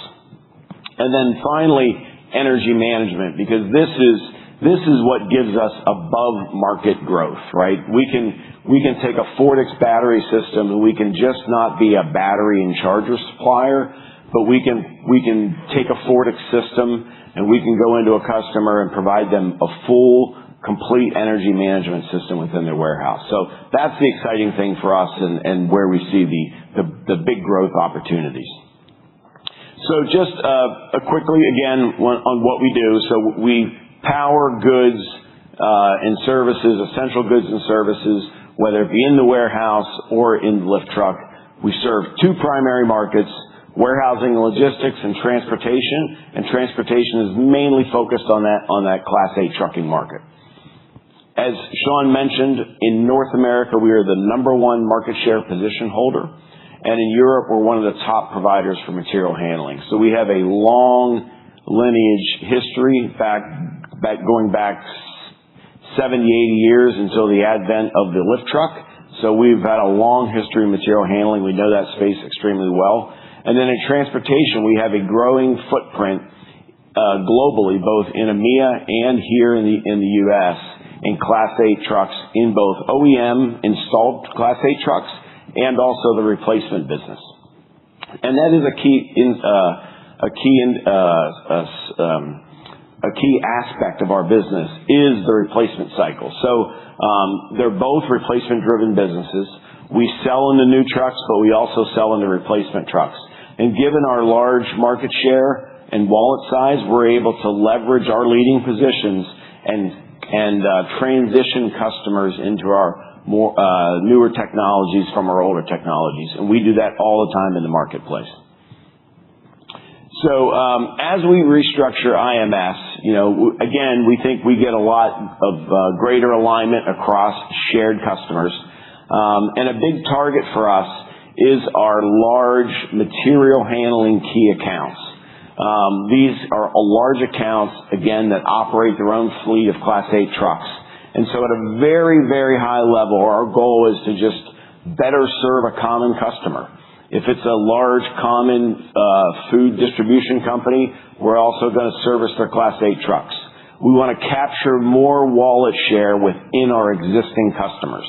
And then there's obviously, we're going to drive some operational synergies just naturally between the businesses. So there are areas like customer service or marketing or other OpEx types expenses that we can do. But it's not just a structural change.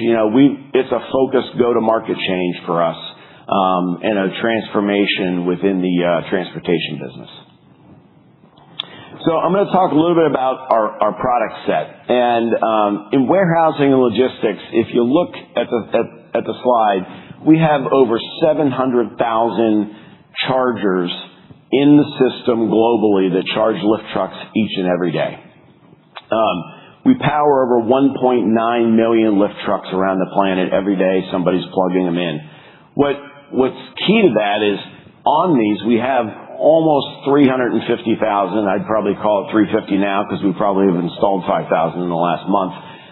So we have about 350,000 YIQ devices. These are devices, battery collection devices that are gathering data on the battery, on the lift truck, on the application it's used in. Is it used in a freezer? Is it used in a warehouse? So it's gathering all of this information. So these are little small nodes that we have out throughout the industry. And we gather this data. As a seller in our business, we use this data. It feeds into our software systems and our application modeling systems. So we help customers when it's time for them to change their batteries. We can pull that data off and we can say, hey, you have 20 trucks, but maybe you only need 18 trucks to do that work. Or we can change you to this chemistry or change you to this charging solution and save you money. And this data collection that we have and the software program Insight that we use allows us to do that type of thing. In the future, this same software system will also tie to Fortix. So not only will I say, okay, here's how I operate the lift truck, and here's how often I plug it in, and here's the power draw, but we're building the front end of the system to be able to say, what's your electric bill? What's your peak demand charge?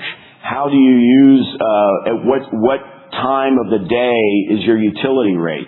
And the system will go through and say, okay, based on that, customer, you need a 344 kilowatt Fortix system. I can operate reducing the draw on the building during peak times or peak shave and save you money, and here's how much I can save. That's the beauty of the system. And we're trying to make it that simple that every one of our sellers can go back into our existing customer base and offer that type of solution. In transportation, let's just review a little bit about transportation. So we power about 900,000 Class 8 trucks today. Now remember, a Class 8 truck could have 4 batteries, it could have 8 batteries, it depends on the configuration, if there's a sleeper cab, an air conditioner, or lift gate. But that gives you a scope of how many trucks we have out in the field today.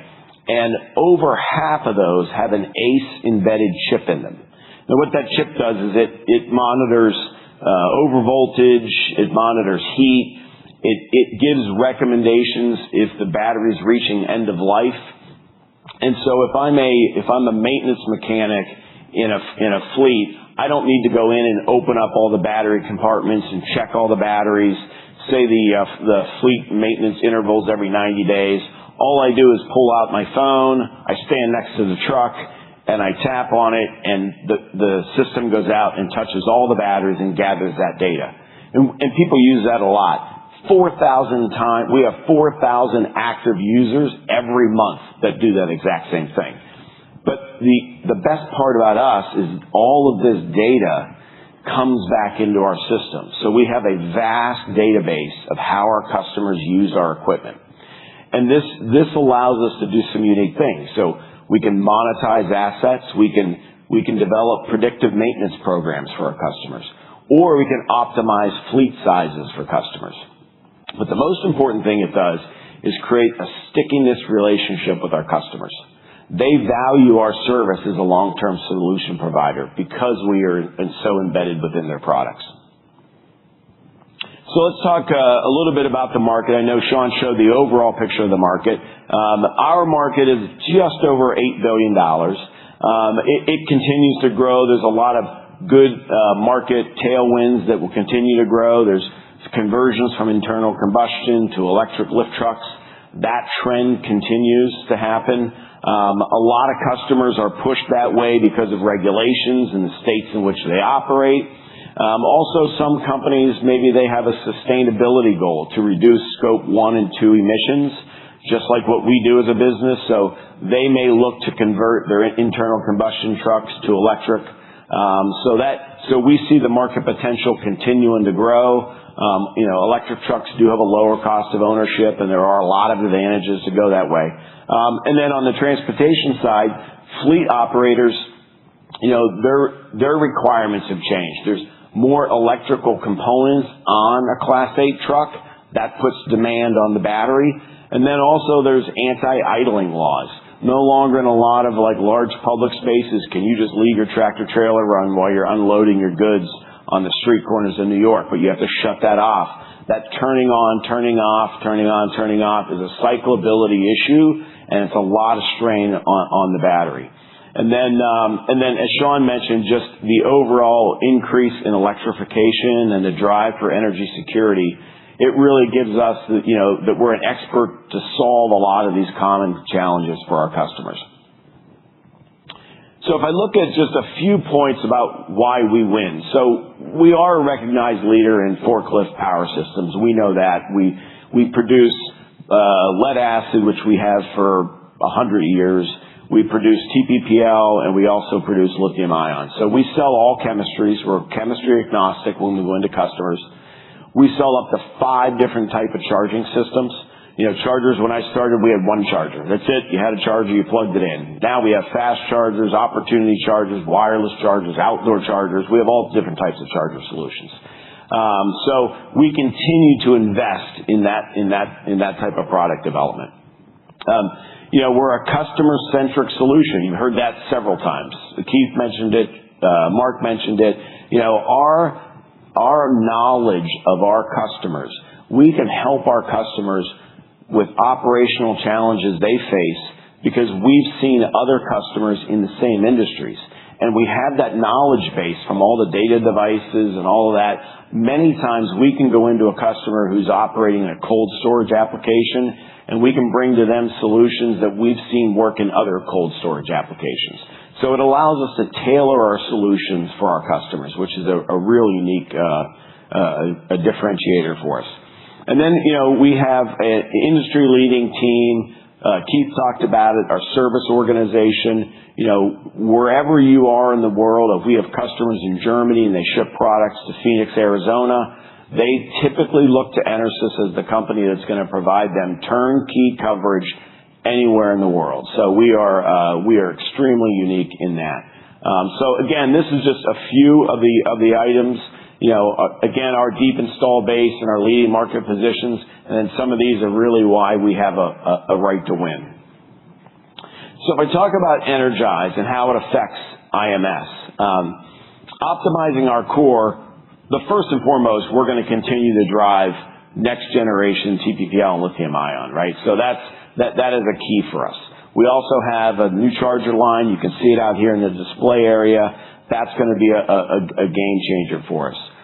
So we're going to continue to invest in our core business, which is material handling and Class 8 trucking. So we have a new array of products just in our core base that we're launching. Invigorating our operating model. So I'm responsible for the lead COE. That is within the IMS business.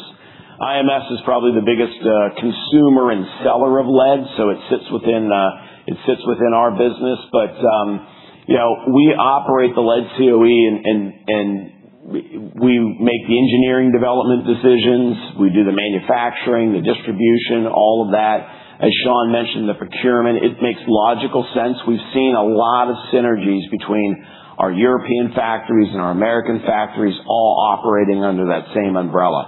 I mean, it's allowed us to do things like the closure of the Tijuana plant. What does that do? It allows us to ramp up the investments we've made in Missouri in our TPPL factories to maximize those and to drive costs out of those operations.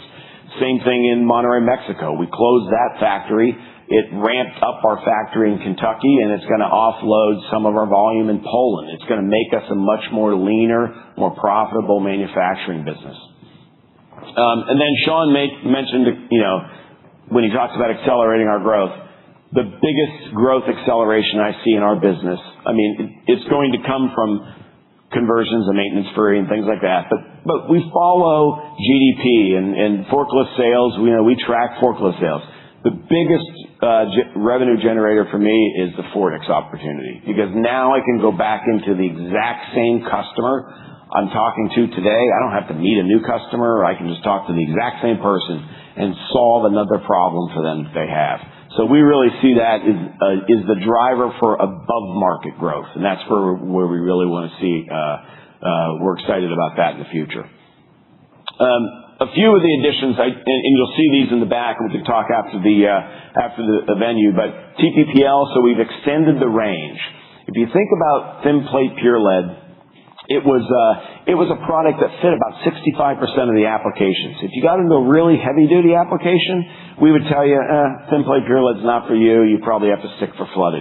But we've done a redesign of the product, so now we can cover almost the entire product portfolio.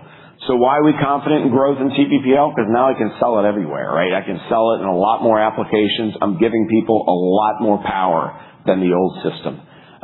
The Odyssey battery. I talked about the no idling laws, the actual more times the cycle.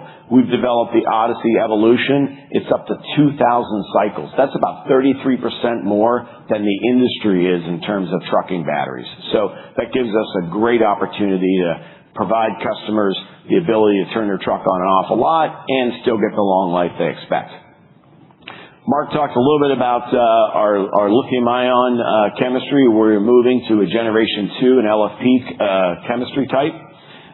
So that is, that's providing us a lower cost per kilowatt. But we also have done a refresh on the power electronics to improve performance and safety. And then overall, the design is really designed for manufacturability and scale, so we can drive margin expansion and support our volume growth with our Gen 2 products. All of these are tied together with our Sonova charger. This is the first time we've changed the charger design in about 9 years. I'm really excited about it. It's going to give us an extremely high efficient charger, one of the most high efficient chargers in the market. It has very strong data capabilities. The charger, we can connect to it no matter where it sits. I can pull data from the charger. If a customer has an application that maybe they're not charging at the exact time, I can remotely go in and change their charge profile or how they're using their charger. I don't even have to send a technician to it. And in the future, what the really cool thing is, it will work bi-directionally back with Fortix. So I can take power from the Fortix system, put it in the lift truck, but I can also take battery power energy out of the lift truck and put it back into the Fortix system. So we'll be able to use the lift truck battery as a distributed energy storage asset that can generate revenue from the grid, like vehicle to grid, or just back into the warehouse. So that's a game changer for us. And this charger really it's the foundation for our integrated energy ecosystem. The Fortix system does it, but the Sonova charger it's the mechanism to allow us to do that. So that's very exciting. I just want to do one quick case study. And this is on a large grocery retailer, right? This is what we do. This is bread and butter for us every day. We go into customers, they're operating traditional lead acid batteries. We convert them over to, in this case, we converted this customer over to lithium ion and TPPL. We put lithium ion in their reach trucks. We put TPPL in their walkie riders. And so you say, okay, well, Chad, how's this any different to what you've been doing for the last 3 or 4 years? It isn't. We've saved this customer 40% on their battery purchasing and operating costs. So this is how we convert customers over to maintenance free today. But the beauty of this now, moving forward, what our sales team would do is go in and say, oh, by the way, can you give me a copy of your electric bill? Let me look at your peak demand charges. Let me look at what your utility rates are. Hey, on top of the 40% I'm going to save you, I can save you another 40 to 50% on your energy costs by deploying a Fortix. And that's what we're going to be able to do as we launch this system. Leveraging our operating, so invigorating our operating model. So, particularly this is around transportation. We really are trying to, we've done significant work we've identified 60 key target accounts, within the material handling space. And we've said, okay, these 60 accounts, 40 of them are fleet operators. I need my motive power sales specialist to connect up with my transportation specialist, and let's get in and meet with these customers. And we're starting to see some really early seeds of opportunity doing that. We have teams that meet weekly. We're out talking with customers about Odyssey. We've launched about 8 different application studies in these customers, and we expect to start to see that pull-through selling happening. But what we also did is we said, hey, we needed a tool. We looked back to Carrie Phillips and the team that developed Insight, and we said, hey, how do you take the power of Insight and the application modeling and the data we collect from the Odyssey ACE chip and put that together? Help us build a tool to shorten our sales cycle. So what we did is we created a power fleet program. I can put batteries in a tractor trailer. I can send it out to be used for 90 days. Our salespeople can go back, download the data. They can do a quick customer assessment. They can do a recommendation on what the long-term effects will be, how long they can expect the battery life to last. And really what it does is it enables a faster selling cycle for us in transportation. So it's just one example of how we've been able to leverage both teams to be able to enhance the selling experience. So the last thing I want to talk about is our Fortix system. I know it's been covered a couple times here today, but it's our key area for accelerated growth. And as Mark mentioned, it's our next step in our evolution in energy management as a company. So within warehouses, we know we have a deep install base. Over 50% of warehouses have our products in them. These are customers that we know. We know they have energy challenges. We're actually, as we talk to customers, they're actually surprised at what they do pay on electric bills. We've met with one in Chicago, and they're like, oh my God, I can't believe I pay like a 50% premium on my utility costs. So we're actually opening their eyes in some cases by asking the question. But for example, we can cut, demand charges could be 30 to 50%. That 15-minute window, when you're running at that high demand, that's your utility rate for the entire month. If we can cut that down, we can save a significant amount of savings to our customers. And then, as Sean mentioned on the flip side, people just can't get power. If I'm operating a facility and I cannot get more electrical infrastructure into my building, Fortix allows you to deploy a system and charge up to, 6 to 12, depending on the size of the charger. Let's just call it 15 chargers. You could charge up to 15 chargers on the same charging port, right? That is huge, because if I'm moving into a light industrial warehouse and I'm gonna operate 10 lift trucks, and the last person there only operated 4 lift trucks, odds are there's not enough power in that building, that all they'd have to do is buy a Fortix system, and now I can level load the draw on that line and operate more lift trucks. So that's a huge opportunity. Or for 3PLs. If I'm a 3PL and I'm moving into a building for a 3-year contract, I don't want to go pay for electrical infrastructure that has no value that I have to then try to recover my cost if I could deploy a Fortix system and take it with me when I leave. So there's a lot of opportunities for us in this business.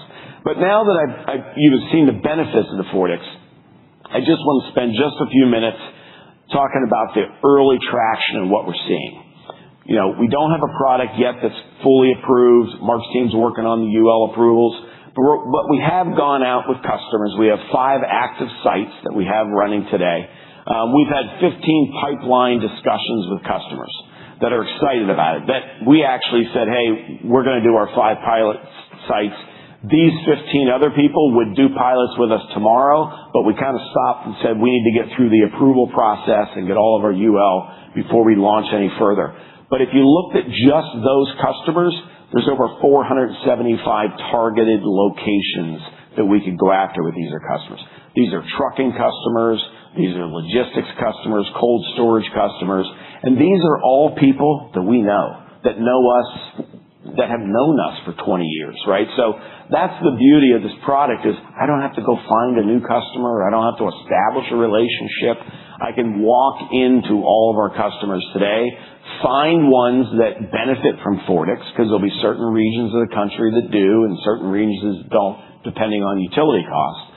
That's really the excitement, and that's why we see a huge opportunity for this. Again, strong relationships. As Keith discussed, we're going to be using his service network to service this. This is not anything new. He's installed over 5,000 lithium sites. We're confident we have the support system for this. For our customers, we're the proven expert in high cyclability, high reliable energy applications. And that's why customers look to us. And that's why we're confident that this product will give us above market growth. So, just to summarize, item 1, I said next generation solutions. 3 years ago in this stage, Sean O'Connell was the president of Motive Power at the time. Our maintenance-free overall sales mix of our global sales was about 19%. This past year, it was 29%. So it grew at a 50% rate. I'm confident that in 3 years from now, we would easily be at 50%. I mean, we've seen it grow with the products we have coming. We know that trajectory is going to continue. I'm highly confident of that. And these are high margin products, higher margin than our traditional flooded products. Secondly, we're leveraging the organizational alignment between transportation and Motive Power. I've explained to you today about it. It's the same customer base. So there's a lot of commonality, and we see a lot of opportunities in the short term that we're going to get from that. And then thirdly, the most exciting one is the energy management system. It's totally new for our business.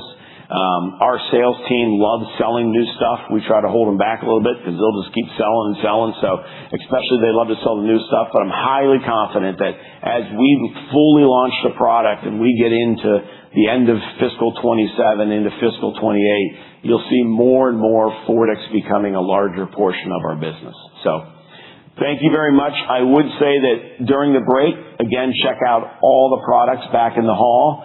And at this time, I'd like to pass it back over to Charlotte. Thank you.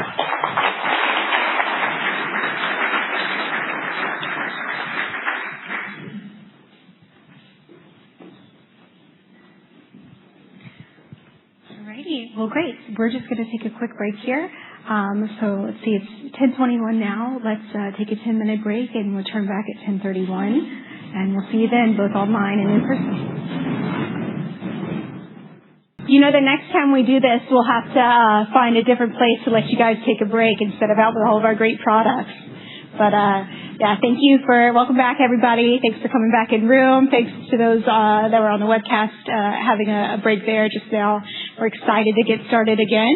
So I'll just give a couple more seconds here to get some final seated places, and I would love to welcome John Bonetti on stage to talk to you about Precision Power Solutions. Thank you. All right, let's see here. So good morning. My name's John Bonetti. I'm the Vice President of Precision Power Solutions. Before we get started, just a little bit about myself. So prior to taking this role, I served as the Senior Director of our operations for our A&D business for the past 8 years. I've got over 25 years of experience in aerospace and defense industry with a strong focus on battery technologies and operational leadership. The majority of this time, as Mark said, the last 25 years, I've been partnered with him as we've brought new technologies to market and ramping and scaling of that. A lot of that is me trying to cash the checks that he writes, right? The reason I bring up my background is two. The first one, I'll be the driest presentation today, so I hope everybody got coffee during the break. And I don't want that to take away from how excited we are as far as the opportunities we've got within Precision Power. But the real reason I bring it up is right now the focus for our segment is on execution and delivery. Demand in aerospace and defense right now is immense within each of our PPS and markets, and our ability to scale and match that demand is the main driver for our growth. Demand is there. It's ours to capture through our execution. So this is an exciting time. In my 25 years, this is in the defense industry, especially around batteries. This is an exciting time. The only thing I can relate it to is, in the second Iraq war, we were at a different battery company, and those supply lines got stopped, and a lot of it was based on batteries, and we were able to develop a lithium manganese dioxide chemistry that had 50% more capacity, right, to help alleviate those supply issues. We're facing the same thing right now with drones, right? They've hit out of nowhere, and it has hit everywhere across the battlefield. We'll talk about it today. Where do the batteries come from? How to charge them? Where do the cells come from? It's been a huge impact, and we have all the solutions to be able to go resolve those problems. All right? So the next 20 minutes or so, we'll walk through how we're leveraging our technology leadership and customer relationships to capture growth in the increasingly electrified battlefield. So 3 key messages I want to take away today. First, we are positioning our portfolio to support the increased electrification of battlefield applications. Our customers have the same needs that Chad and Keith spoke about earlier. Energy security, how and when best to use energy, and the different needs for power and energy solutions. Within PPS, this is driven by the need for drones, computing power at the tactical edge of the battlefield. Second, we are providing turnkey solutions in region. We're taking advantage of our other EnerSys facilities to keep up with the demand, not only in the U.S., but globally, as customers are demanding in-region capabilities. And third, we are extending our capabilities into adjacent markets to capture incremental growth opportunities. At a high level, PPS powers reliable, high-performance solutions for applications across 3 core areas: manned platforms, advanced lithium systems, and soldier power and autonomous systems. Our customers include U.S. defense, prime contractors, and allied defense organizations globally. We have a leading position within the U.S. defense, including portable rechargeable batteries, missile defense batteries, and the largest provider of vehicle batteries. We've delivered a CAGR of 20% in the past 3 years, representing 16% of the company's earnings power on only 10% of the total revenue. We are strongly positioned in our core markets, supported by robust demand signals and a secure backlog. So as Sean and Mark talked about earlier, battery supply chains are emerging as geopolitical choke points, especially for lithium and A&D programs. This has created a need for a trusted partner with an established manufacturing base with global size and scale. EnerSys has been that partner for decades, and we believe we are best positioned to support this increase in demand and further address it on a global scale. To do so, we have solution offerings in 3 key areas. First, manned platforms. We're delivering highly reliable battery systems for land, sea, and air vehicles, as electronic loads continue to increase. Second, advanced lithium systems, where our proprietary chemistries support specialized applications like missile defense, counter-drone, and space systems where performance requirements are extremely high. And third, soldier power and autonomous systems, providing scalable, integrated energy solutions for mobile and distributed battlefield applications such as drones, robotics, wearables, and UAVs. Across all three, we are focused on custom-engineered, high-performance solutions. I'll take a moment just to go through some key solutions in each of the markets. First, looking at Manned Platform Group, EnerSys is the largest supplier of vehicle-based platforms to the U.S. government. The core of our manned solution, our platform solutions, is our Hawker Armor-Safe lead-acid batteries. These batteries are supplied to land, sea, and air manned platforms across the U.S. and allied defense organizations. This past year, Bren-Tronics launched a lithium version of the Hawker battery that is used on vehicles to help manage the additional power needs that are required within the electrification of the battlefield. That was the vehicle that Mark pointed out earlier. We are working closely with key vehicle OEMs to have both the lead-acid and lithium versions of the 6T designed into the new vehicle platforms. This will allow the vehicle to have the benefits of both the lead-acid and the lithium chemistries on board. We are also extremely proud of our Hawker submarine lead-acid batteries that are on 50% of the U.S. fleet. Our advanced lithium systems are program-based, custom-engineered solutions in missile defense, counter-drone, and space applications. We typically provide bespoke solutions leveraging our proprietary chemistry and engineering for those mission-critical, can't-fail applications. Our lithium cobalt thermal batteries are in every platform of the U.S. missile defense system and in the development of next-generation enhancements. Importantly, our lithium cobalt chemistry leads the industry in energy density and makes it ideal in hypersonic applications. As Sean mentioned earlier, in the rapid-changing counter-drone market, our liquid reserve batteries are being used to power cost-effective countermeasures for small UAVs. These are small primary batteries up the size of an eraser head that are used to create smart 30-millimeter rounds to shoot down small drones in a cost-effective manner. In the space market, EnerSys ABSL batteries have 11 billion plus cell hours in space operations without failure, and we are used to power systems on the James Webb Telescope as well as Artemis II. Soldier power and autonomous systems is an exciting market that EnerSys has grown in the past 3 years with the acquisition of Bren-Tronics and Rebel Systems. Specifically with the acquisition of Bren-Tronics, we have further deepened our supply of rechargeable batteries to the defense industry by adding the largest supplier of lithium-ion batteries and charging solutions. Importantly, Bren-Tronics also has a solid presence in EMEA markets, an area we are seeing significant growth with the need of in-region, for-region content. The addition of Rebel Systems has expanded our footprint in the operational power market as the need for distributed power on the battlefield has increased. The Rebel Systems solution uses a Bren-Tronics lithium battery as the energy storage of its core intelligent portable power solution.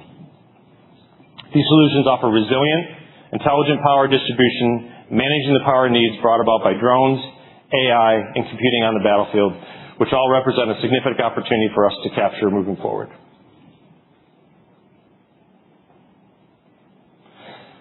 So looking at the market, the PPS segment operates in a growing aerospace and defense market. As many of you know, this is a rapidly changing market right now with a SAM of about $3 billion and growing. Growth is being driven by, first, increase in global spending. We've already seen that with our Bren-Tronics backlog doubling in the past year. Second, rapid adoption of drones and missile defense systems. This includes batteries, chargers, and operational power. And it's also being driven from the U.S., from a cell standpoint in the U.S. to be able to use FEOC-compliant lithium solutions that we'll be able to supply out of our lithium plant. All this is tied into the broader electrification across all military platforms. These trends are increasing demand for high-performance, reliable, and domestically produced energy solutions exactly where we are positioned. So when we look at our competitive advantage, it's built on 4 pillars. First, we are a recognized battery technology leader with over 5 decades of experience and proven performance. And with the Rebel acquisition, we are positioned to provide leading hybrid power energy management solutions at the tactical edge of the battlefield. Second, we are a customer-focused solutions provider with agile development that enables rapid response to evolving program needs, ultimately delivering repeat awards and strong customer loyalty. To me, this is what our engineering team does, right? Is they are completely linked to our customers, and they are the ones that are winning us those awards and keeping up our customer loyalty. Third, as I mentioned earlier, this is a clear need from a defense customer for a trusted partner with established manufacturing base with clear size and scale. This is exactly what EnerSys offers. Importantly, with our Hawker lead-acid batteries, we are the only U.S. company combining commercial and defense battery production at scale, which is a meaningful differentiator. And fourth, we are a proven co-developed partner actively participating in 75-plus development programs funded by government agencies, U.S. primes, via grants and awards.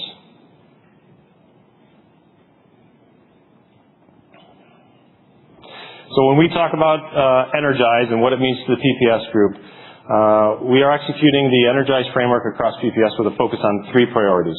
Optimizing our core by strengthening our positioning in existing defense markets, including the ramp up of our thermal and liquid reserve offerings, as well as establishing production of our lithium-6T batteries in Arras, France, to meet the needs of our EMEA customers. Second, invigorating our operating model by increasing speed and execution, like leveraging our Rebel acquisition to drive further differentiation and operational power systems. And third, accelerating by expanding into areas like drones, where we are well positioned to capture near-term opportunities and future opportunities for our Greenville plant. Over these next few slides, we'll discuss each of these initiatives a little bit further. So one of the key growth areas is our thermal and liquid reserve batteries that are used in missile defense and counter drones. These are primary batteries, long shelf lives often exceeding 20 years, and must be produced domestically within the U.S. We've quadrupled our backlog over the past few years with multi-year purchase agreements in place. And we see demand continuing to rise further as our liquid reserve offerings is powering a crucial element of cost-effective counter-drone defense, as I mentioned earlier. To address the increased demand, we are pairing customer, federal, and self-funding to increase our capacity within our facilities. Looking ahead, we see significant opportunity to scale production and capture increased demand in missile defense and counter-drone with tangible impacts in late FY27 and into FY28.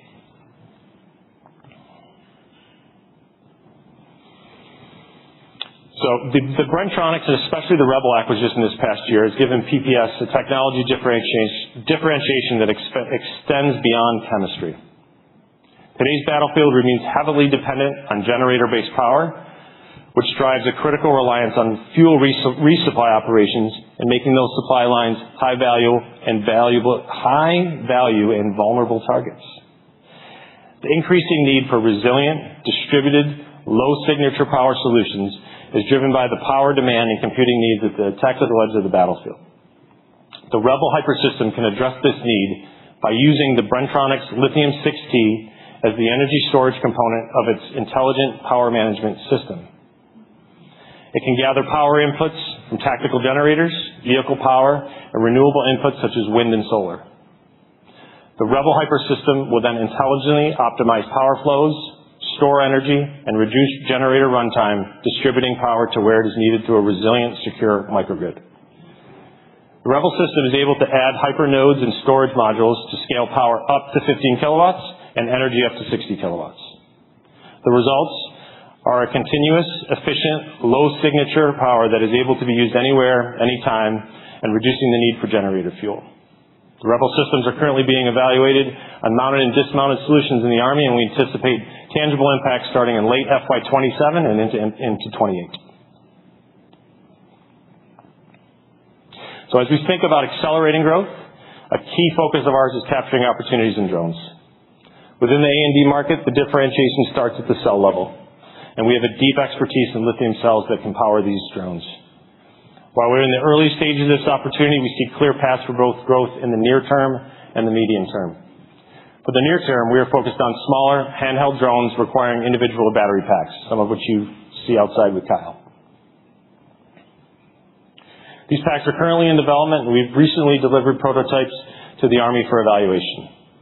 Additionally, in the short term, we've won an award to develop a drone battery charger adapter using the Bren-Tronics ABC charger. This need came about from the Army to have universal charger to handle the variety of drone packs that are being used in the field today. As we think about the medium term, the focus turns to larger fixed-wing drones requiring multiple battery packs. We have 10 years of experience in designing and building these type packs, and with the addition of Bren-Tronics design and manufacturing expertise, it furthers our position to win in this segment. The largest opportunity that we have, though, is in cell production for the drone batteries. The government is transitioning requirements that these cells be U.S. made using FEOC-compliant lithium technologies. We have clear support from top customers and proven leadership as a trusted partner of FEOC-compliant lithium cell technologies, and this makes our proposed lithium manufacturing facility in Greenville, South Carolina, well-positioned to capture this opportunity. So when we talk about drones, the biggest takeaway that I do want to say here is, once we add the Greenville facility, we are completely vertically integrated, as Sean alluded to earlier. Greenville, South Carolina will supply FEOC-compliant cells.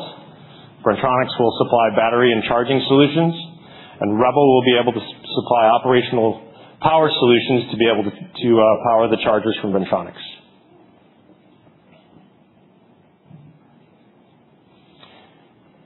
So to summarize, we are positioning our portfolio to support battlefield electrification brought about by the increased needs from drones. We are delivering turnkey in-region, for-region, leveraging our global size and manufacturing scale, and we are expanding into adjacent opportunities to drive incremental growth. Overall, PPS is well-positioned to capitalize on strong defense market tailwinds and deliver long-term value.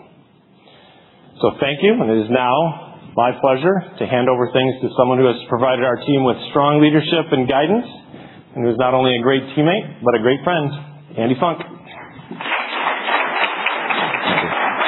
I don't know. He said he was going to be dry, but I think he's a tough act to follow. It's a little hard to follow all those cool things that we do in our PPS line of business. So thank you, John. So I hope you're having as much fun this morning as I am hearing our story. I'll tell you, I couldn't be more proud of the team that we have here or the company in front of us, or excited about the opportunities that we're going to share with you. For those of you that I have not met, my name is Andy Funk, and it is my honor to serve as EnerSys' EVP and CFO for the past 4.5 years. I've been with the company over 7 years now, and previously served as the CEO, and before that, CFO and Treasurer of Cambridge Lee Industries. I also sit on the board of directors of Crown Holdings, and today I'm going to walk you through how we've been driving greater financial focus and discipline across the organization, how that translates into improved profitability, strong cash generation, long-term growth opportunities, and compounding value creation opportunities for our shareholders. 3 key messages that I want to leave with you today. First, we are executing on our EnerGize strategic framework to become faster, more agile, and more customer-focused in order to drive accelerated growth. As you've heard today, we are in a variety of exciting, diverse end markets that collectively are growing faster than GDP. We have a right to win in those end markets because of our leading number 1 and number 2 market share positions, deep customer relationships, and strong technology stack.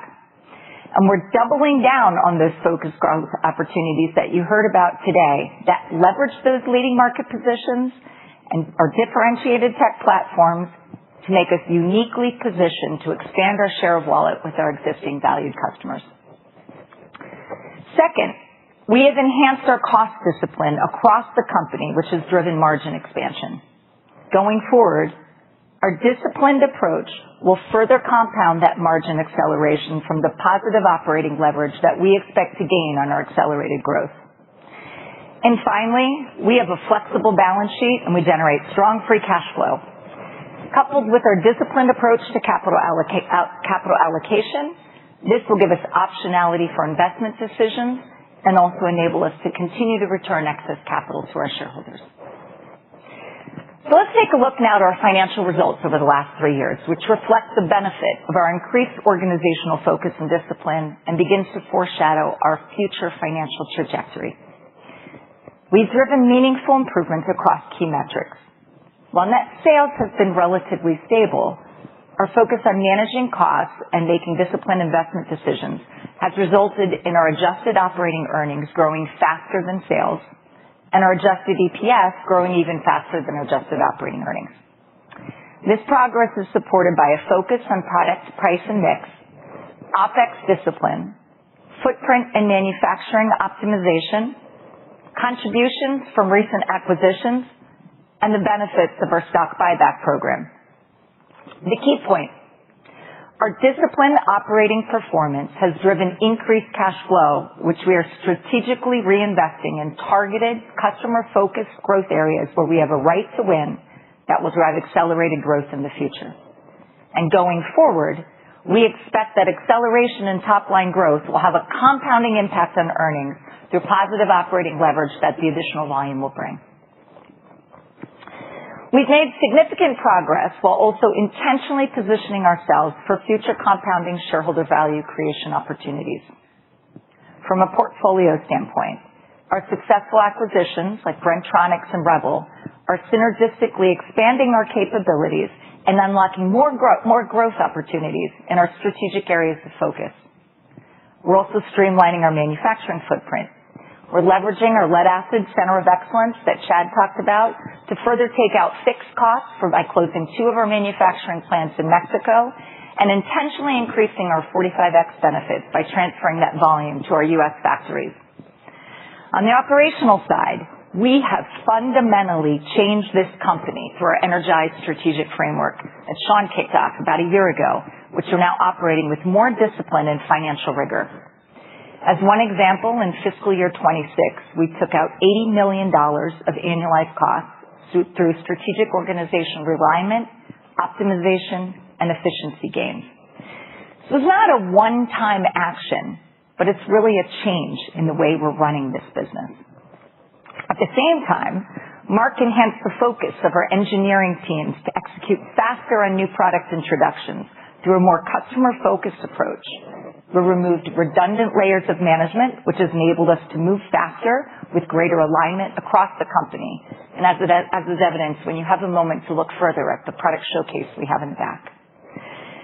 And importantly, we have delivered a TSR of 150% over the past 3 years with strong operating performance, $620 million of buybacks, and a 50% increase in dividends.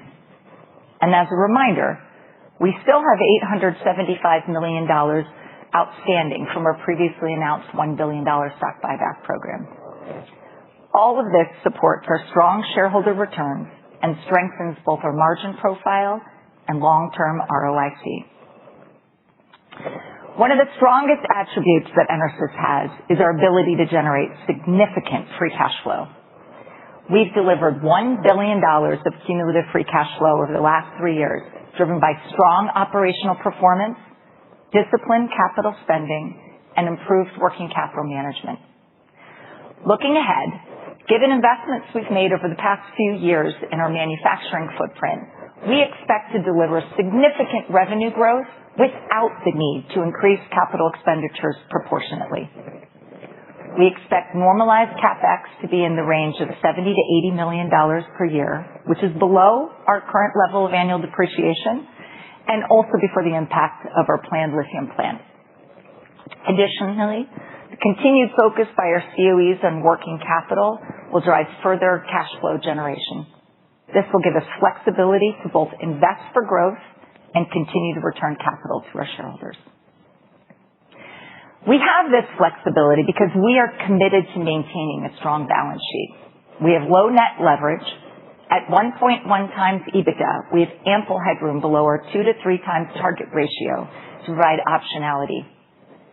We enjoy ample liquidity We have no significant near-term maturities, and our commitment to a strong balance sheet has afforded us solid credit ratings, which just reinforces our financial strength. Collectively, this gives us the flexibility to navigate different macro scenarios, invest in growth, pursue strategic opportunities, and continue to return capital to our shareholders. We have demonstrated our very disciplined and balanced approach to capital allocation. Our priorities are clear and consistent. First, we invest in organic growth, particularly high-return investments like our lithium-ion plant facility. The enhanced financial rigor we have put in place ensures that the organic growth investments meet our financial objectives. Second, we maintain a dividend that grows with earnings, excluding 45X benefits. Third, we pursue strategic M&A that aligns with our growth priorities. Fourth, continue to maintain a strong balance sheet. And finally, we return excess capital to our shareholders. Over the past 3 years, we have repurchased 15% of our shares outstanding with, as I just mentioned, approximately $875 million remaining on our buyback authorization. This framework ensures that we are allocating capital to the highest return opportunities, investing in our future growth, returning capital to shareholders, while also maintaining optionality. M&A has been a key part of our growth history, and we will continue to be disciplined and strategic. We have a long history of utilizing M&A to strengthen our portfolio. These acquisitions have expanded our capabilities, enhanced our technology base, and deepened our customer relationships. Importantly, M&A to us is not simply opportunistic. It is highly strategic and aligned with our long-term objectives. Our recent acquisitions demonstrate the disciplined approach we take to M&A. We evaluate opportunities through both a strategic and financial lens, including alignment with growth priorities, expansion of technology and capabilities, accretive revenue and earnings growth potential, and delivering returns above our cost of capital. The Bren-Tronics acquisition is a really strong example, expanding our presence in critical defense applications like John shared with you, while meeting other strategic filters and financial criteria. Strategically, Bren-Tronics has expanded our lithium product capabilities across the entire company. It opened the door to the Rebel acquisition, which enables us to pursue the opportunities in drones.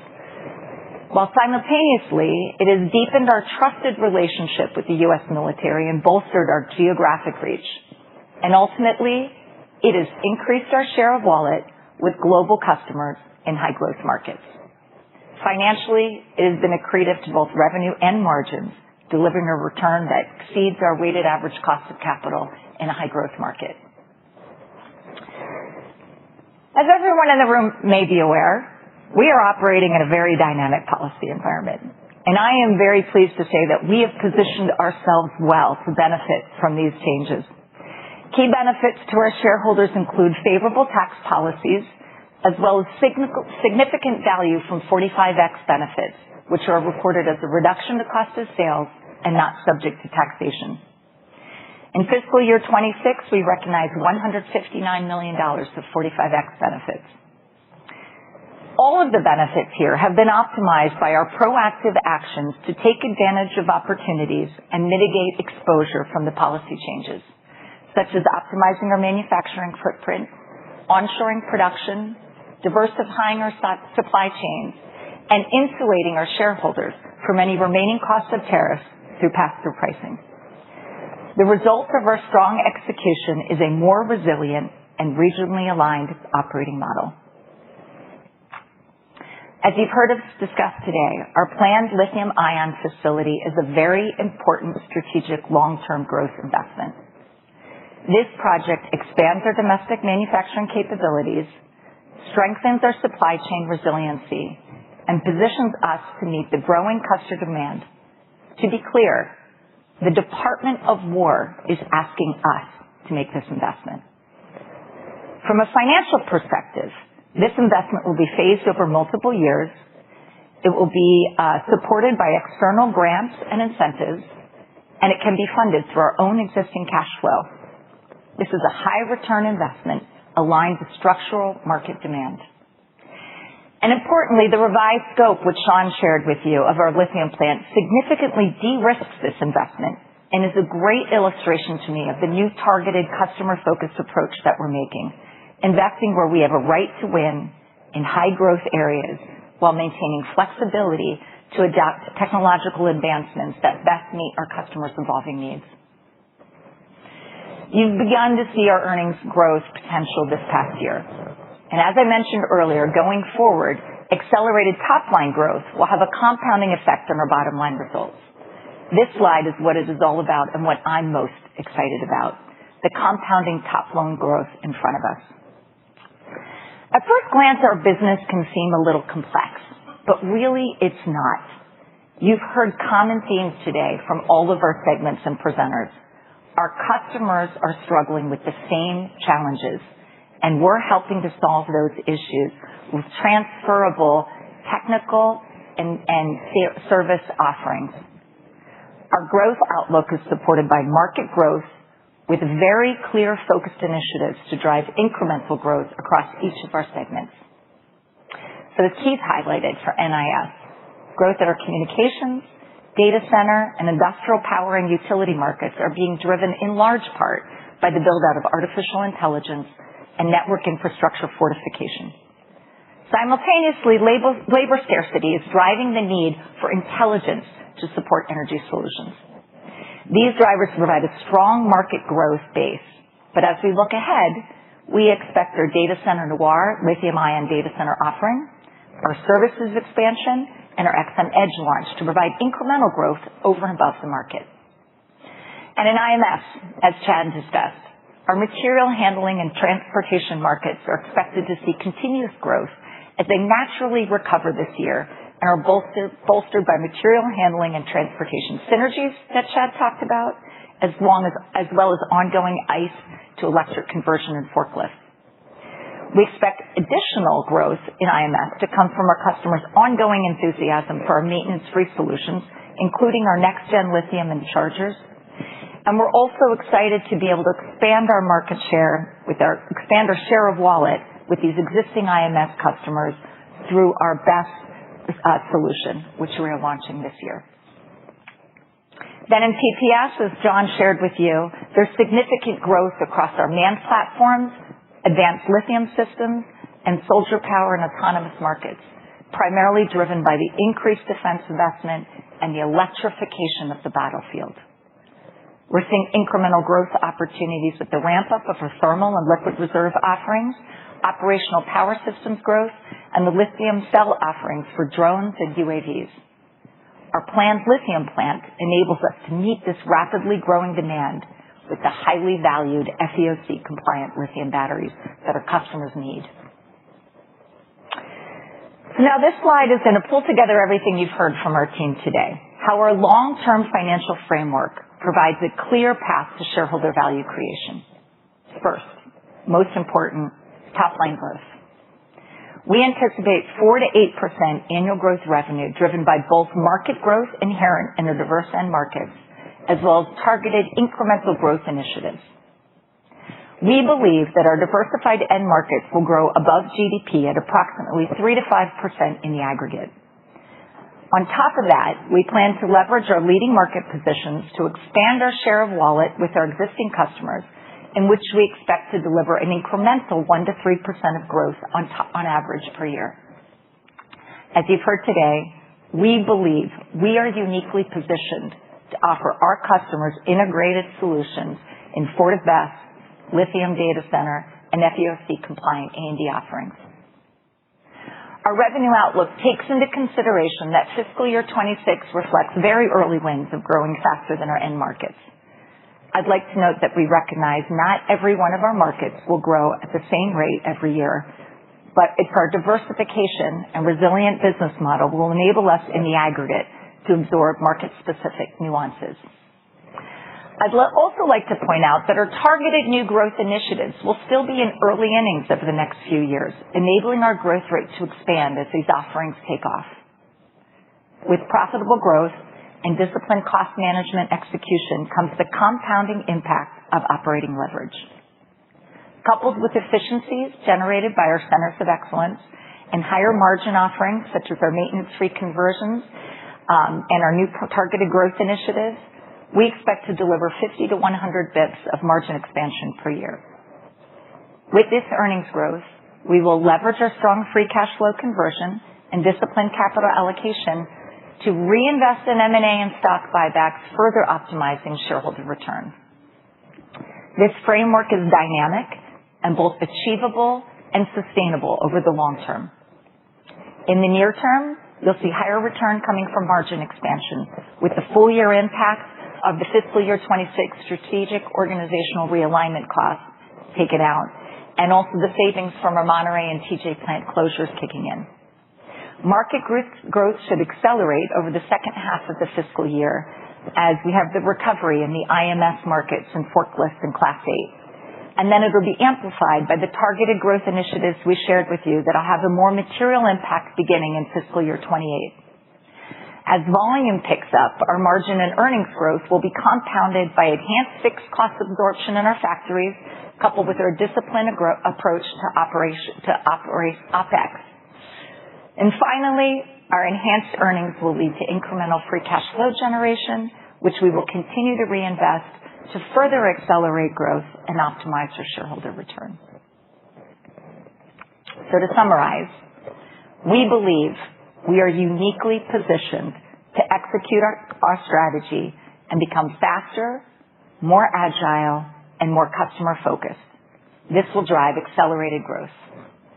Our accelerated growth will create positive operating leverage that will enable us to further expand our margins and compound our earnings growth.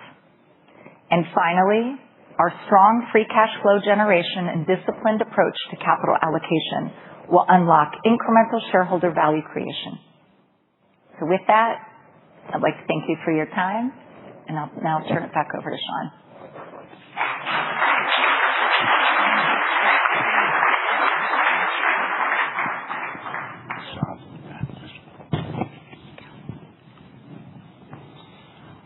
So, before I go on to closing remarks and we get into Q&A, just a note from my team, I'm proud of you. I thought you did a great job today.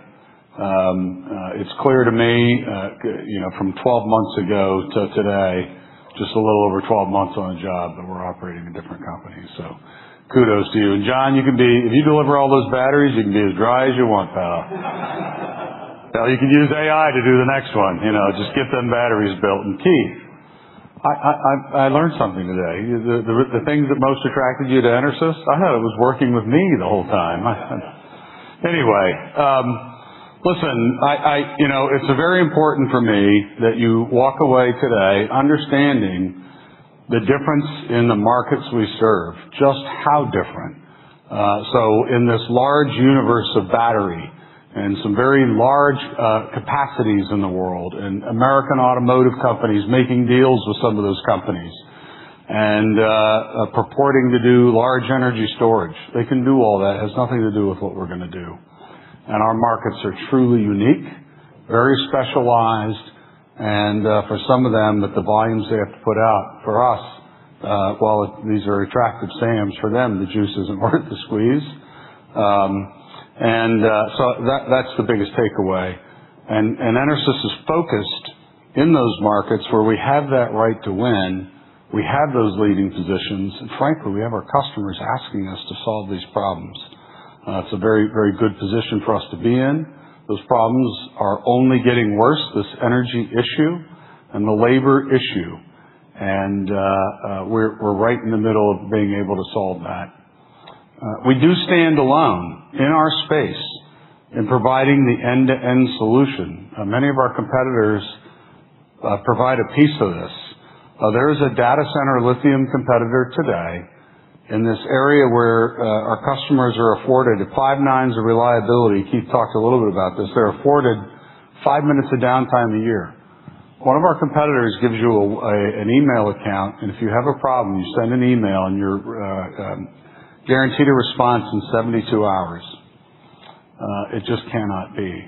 And EnerSys is a company that's there all the time and walking the journey with the customer, and we really stand alone in that regard. And finally, this team, I hope what came through to you today is the unity in this team. I told you it wasn't just a group of people working together. It's a group of people that truly like and trust each other. And we are focused on delivering on our initiatives. We've accomplished a lot in 12 months. We have a lot to do. We're not perfect as we leave here today, but we know what those things are. We have a much better framework to execute. So again, I think we're a very compelling, a very interesting investment proposition. I know the stock's done some interesting things this year. We got a lot of growth ahead of us. So I want to thank you again for joining us. Charlotte's going to come back up and get us ready for Q&A. We're going to have my colleagues join me on the stage. But thank you for hearing our story today. You need this? Thank you, Sean. So we're just going to take a moment to pause here and get ready for Q&A, bring some seats on the stage for our speakers, and then we'll jump right into it.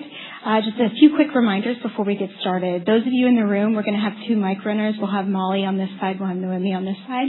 And please wait for them to bring you a mic so we can hear you very clearly here in the room, and they can also hear you joining virtually as well. If you're joining virtually and you have a question for us, please feel free to use the portal, and I can read that aloud for you here in the room. So with that, just give us a moment to get the stage set up, and we'll get started.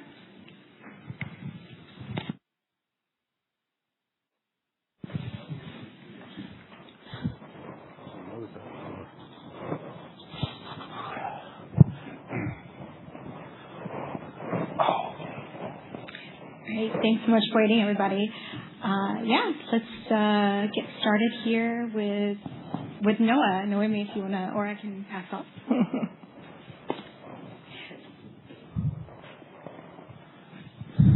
All right. Well, thanks for hosting us. The growth strategy that you've laid out is quite focused, and the value creation framework provides a lot of flexibility over a period of time. But I wonder, just sort of conceptually, how to think about the contributions, or at least how you think about the contributions from the different pieces of that above-market growth strategy.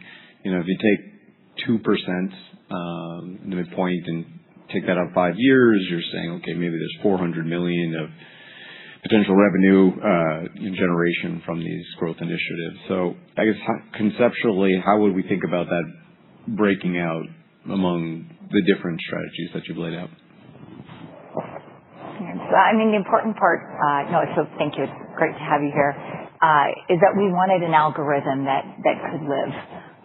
So there's going to be periods of time that it'll be more on the earlier side as we're ramping these new initiatives up, and that will grow. So with all of these, there's going to be that acceleration. I mean, you look at, for example, Data Center Noir.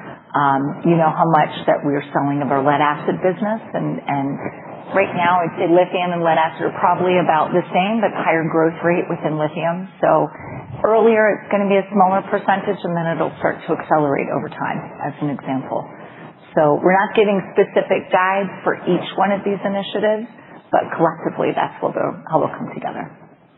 It makes sense. Maybe one follow-up before I pass it on. You know, the 50 to 100 bips margin expansion per year, you've obviously exceeded that for the past year. I think you commented that margin expansion would be a little bit ahead of that target as we look out in fiscal 27. But it was also interesting going through your resegmentation to see that you have a really nice margin profile in the A&D, the PPS segment, for example. And so if we think about just how mix might play a role in margin expansion, you know, how would you frame that for us? So I'll take that one too, in case anyone else wants to contribute. But what you can see is the new growth initiatives that we have are all in higher margin accretive portions of the business. So that adds value. You also see that our CapEx for a base business is below our depreciation. That's going to add value. The margin expansion figures that we gave are excluding 45X. So you'll also see some benefits this year and next year, exaggerated benefits coming from the Monterey and TJ closure. So we intentionally manage that but we also look at that as not as long-term focus, because there's going to be an end to that portion. So we try to maximize that benefit, but that's why we called out the margin expansion excluding 45X. But you'll get some more of that in early years as well. Great. Thank you. No, I'd just like to add back to your first question. One of the reasons for the model, the way that we set it up, is we're putting, I've made these folks' jobs tougher than they've ever been, but I've asked them to be partners in being strong operators. And so I want them, and we know that our businesses use these end markets move in different cycles. So we'll have some that are performing well, some that slow down, as we saw with motive power over the last year. I'm tremendously proud of the team, because it's never been the case before. We could set earnings records in a down year of motive power. So this is a first in our history, and it just shows the discipline. But I'm requiring this team to be partners in all aspects. So all of those levers they have to be minding at the control station, and to make sure that we're delivering on our EPS targets. So it's kind of, the framework is sort of set up to put them on the hook for all of them. Great. Thank you. And I guess good afternoon. I was hoping we could talk a little bit more about the drone industry. Clearly, this is something I think the team thinks is a great opportunity. I was hoping you could kind of frame how we should be thinking about that over the next kind of 2, 3, 4, 5 years. Obviously, I would imagine bringing on the South Carolina cells is going to be, critical in kind of helping that ramp. But just given the timing of building out that facility, how should we be thinking about the opportunity in kind of the next 1 to 2 years and longer term? And then is this something that really is critical just in the U.S., or is this something that NATO we could be is an opportunity, just kind of broad strokes around that opportunity? Yeah, I can take a first shot at that. So when we think about drones, I think John and I talk about the ecosystem of drones, right? So there's obviously just powering drones, but there's also the charging element, all that. So what we've seen in our group is the first element of what we're seeing now is expansion in counter drone activity. So that's where we talk about the lightweight 30, and we talk about the missile defense piece, and then ultimately the rebel systems. We're seeing that ramp up. We are starting to see our sourcing of packs and building of packs with Bren-Tronics. We're strategically looking at using that same electrochemistry that would then flow into our plant. So as we start to see the drone demand increase for us to support those drones, we're looking at it from a strategy of not only doing those packs, but those cells will then be converted to our cells over time. So as we have that ramp of the plant, we should be capturing some of that drone demand now, and then we can convert it over to FEOC compliant cells going forward. At the same time, we're ramping the counter drone activity now. So we're very excited about what this means to us. We're very excited about what that FEOC compliant means, but it doesn't mean in the short term we're waiting 3 years to get those solutions out there. So our focus with our team at Bren-Tronics and Rebel is to get all aspects of that. And we've almost created an internal infrastructure, or almost not really a COE, but a focus on making sure that we're aligned with that, from the integration of chemistry up, but also from all the other elements supporting that, which is where we're starting to see the initial growth, is even more the external side of the drones versus the drone itself. Is that on the John? If you have anything else you want to add there? Yeah, I think you hit it on the short term, right? Is that we're building packs. Long term, though, whether we build the pack or not, being able to say it's an FEOC compliant cell that we're making, whether we're using them or whether we're selling to other folks, that mimics what we do with our thermal and liquid reserve batteries, right? It has to be a domestic supply because it is critical, and having that capability, I think, is significant. Yeah. We're obviously excited to talk about the lithium plant. Hopefully soon we can get more details, but we feel like we put together a plan that really addresses what the DOW needs. And then the other question I didn't answer was around, we see the same needs in Europe. We see the same needs with our allied countries. We're learning as an industry. It's learning what happened in the Ukraine and how that impacts the battlefield. We're seeing those same kind of learnings, and I think that's where John's point around taking advantage of the facilities we have in Europe to expand that capability, because it needs to be in continent for continent. And I think we're seeing a lot of more excitement around that than we've ever seen before in terms of the investment into those in the European countries. I would just add one thing that we find very interesting, very compelling. For the lion's share of most of our careers, the DoD or the Pentagon would release a 5-year or a longer-term roadmap for battery energy storage. They are refreshing that quarterly now in a way they've never done, because they are only now beginning to dimension through all the permutations of defense the enormity of what they need. And so it's some of the numbers they're showing us now are just a bit mind-boggling. But they're only, we put our SAM up there a bit tongue-in-cheek, because they're already telling us, guys, that's wrong, and we're going to continue to update you. So we know it's a very robust growth expected there. Okay, great. And then as we think about aftermarket, clearly this seems to be a growing opportunity across all segments. Somebody mentioned the 750,000 alpha boxes in telecom. Just kind of curious, how we should think about that aftermarket and replacement cycle, and really what that opportunity is.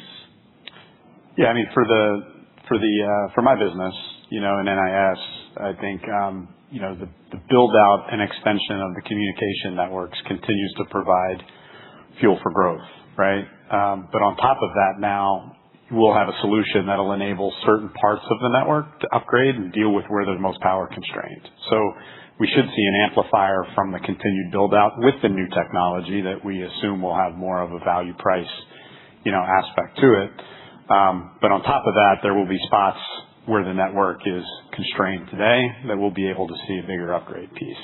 On the battery side, I think, data centers, from that standpoint, I showed you the replacement ratios, earlier, that's a consistent drumbeat of business for us. What's exciting about the data center space is that you've got the increase in new builds on top of those, and some of the build cycles are starting to come to their first refresh cycle. So we do see, a continued fuel, if you will, for growth in that space.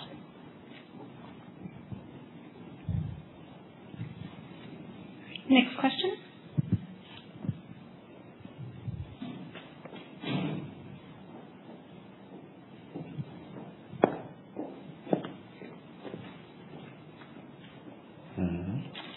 Take one from online then.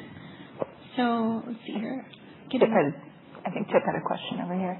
Oh, now I see you, Chip. I'm so sorry. That's okay. Noemi, do you want to?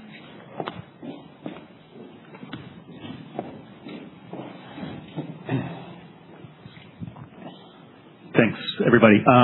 For Data Center Noir, the lithium product, maybe expand on the OEM certifications. What does that process entail? Where are you in some of those conversations? And then supply chain and capacity, and how should we think about ramp up?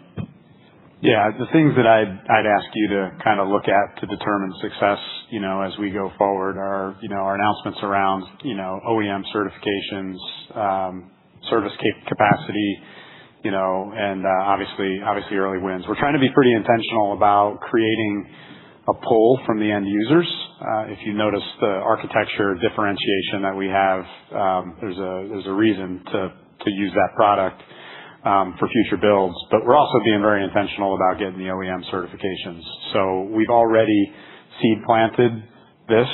We just, kind of announced it, our come to market here this past Tuesday. But early dialogue with the OEMs has been very good. We've done some initial testing and trials in the field to demonstrate field reliability. I think as I think about the OEM certification and field reliability, those are going to be the two biggest hurdles that we have to get across, so that when they spec it into the design, it's already, proven technology. So I'd ask you to kind of keep an eye on those three things as we move forward. But we're already well down the path of having those conversations with OEMs and end users. Maybe follow up, we get a lot of questions around 800 volt DC and implications for centralized UPS. Just give us your thoughts around that. Well, I can start because I got to talk about it a little bit at your conference out in Laguna Niguel. If you look at why they're going to 800 volt, it's just if you know Ohm's law, it's just to reduce resistance, and in so doing, reduce the amount of copper. Because I don't know if you've looked at copper as a commodity, it was expensive, and it's getting harder to get. So if you raise to 800 volts, you reduce that resistive picture. For us, it's immaterial. Most data center batteries today are floating somewhere above 500 volts. And as you see from our full technology stack, we can go down to a couple of volts in a defense application, up to 48 volt telecom applications, 120 volt utility applications. For us, it's the same architecture with slightly different settings. And if they want to take the battery to 800 volts, if you look at a battery in series, for us it just means more cells and higher volume. But every one of those systems will still be deployed in a centralized UPS. So the architecture doesn't go away because of 800 volts. Just how the architecture is contrived is slightly different. Sean's been in the industry a lot longer than me, so he speaks really eloquently about that. But from my perspective, quite simply, we want to be in mission critical spaces, and they're still going to need backup power. So, whether it's distributed differently or not, we're still going to have to be there with our solutions in order to keep them running. And anytime we get Sean talking about Ohm's Law, I'm always happy. So.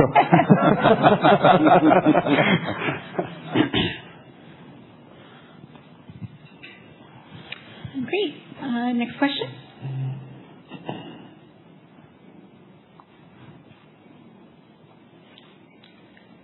Tackle a couple of online, if that's okay, guys. So let's see here. I have a question come in about acquisitions. So where do we think we're going to see focus going forward? I can start with that.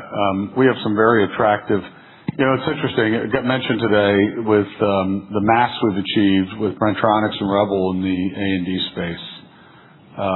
When I tell you we're in the middle of every conversation with the U.S. defense apparatus and what they're trying to achieve, it is in a way that, and Mark and John have got a lot more pedigree in this space than I do.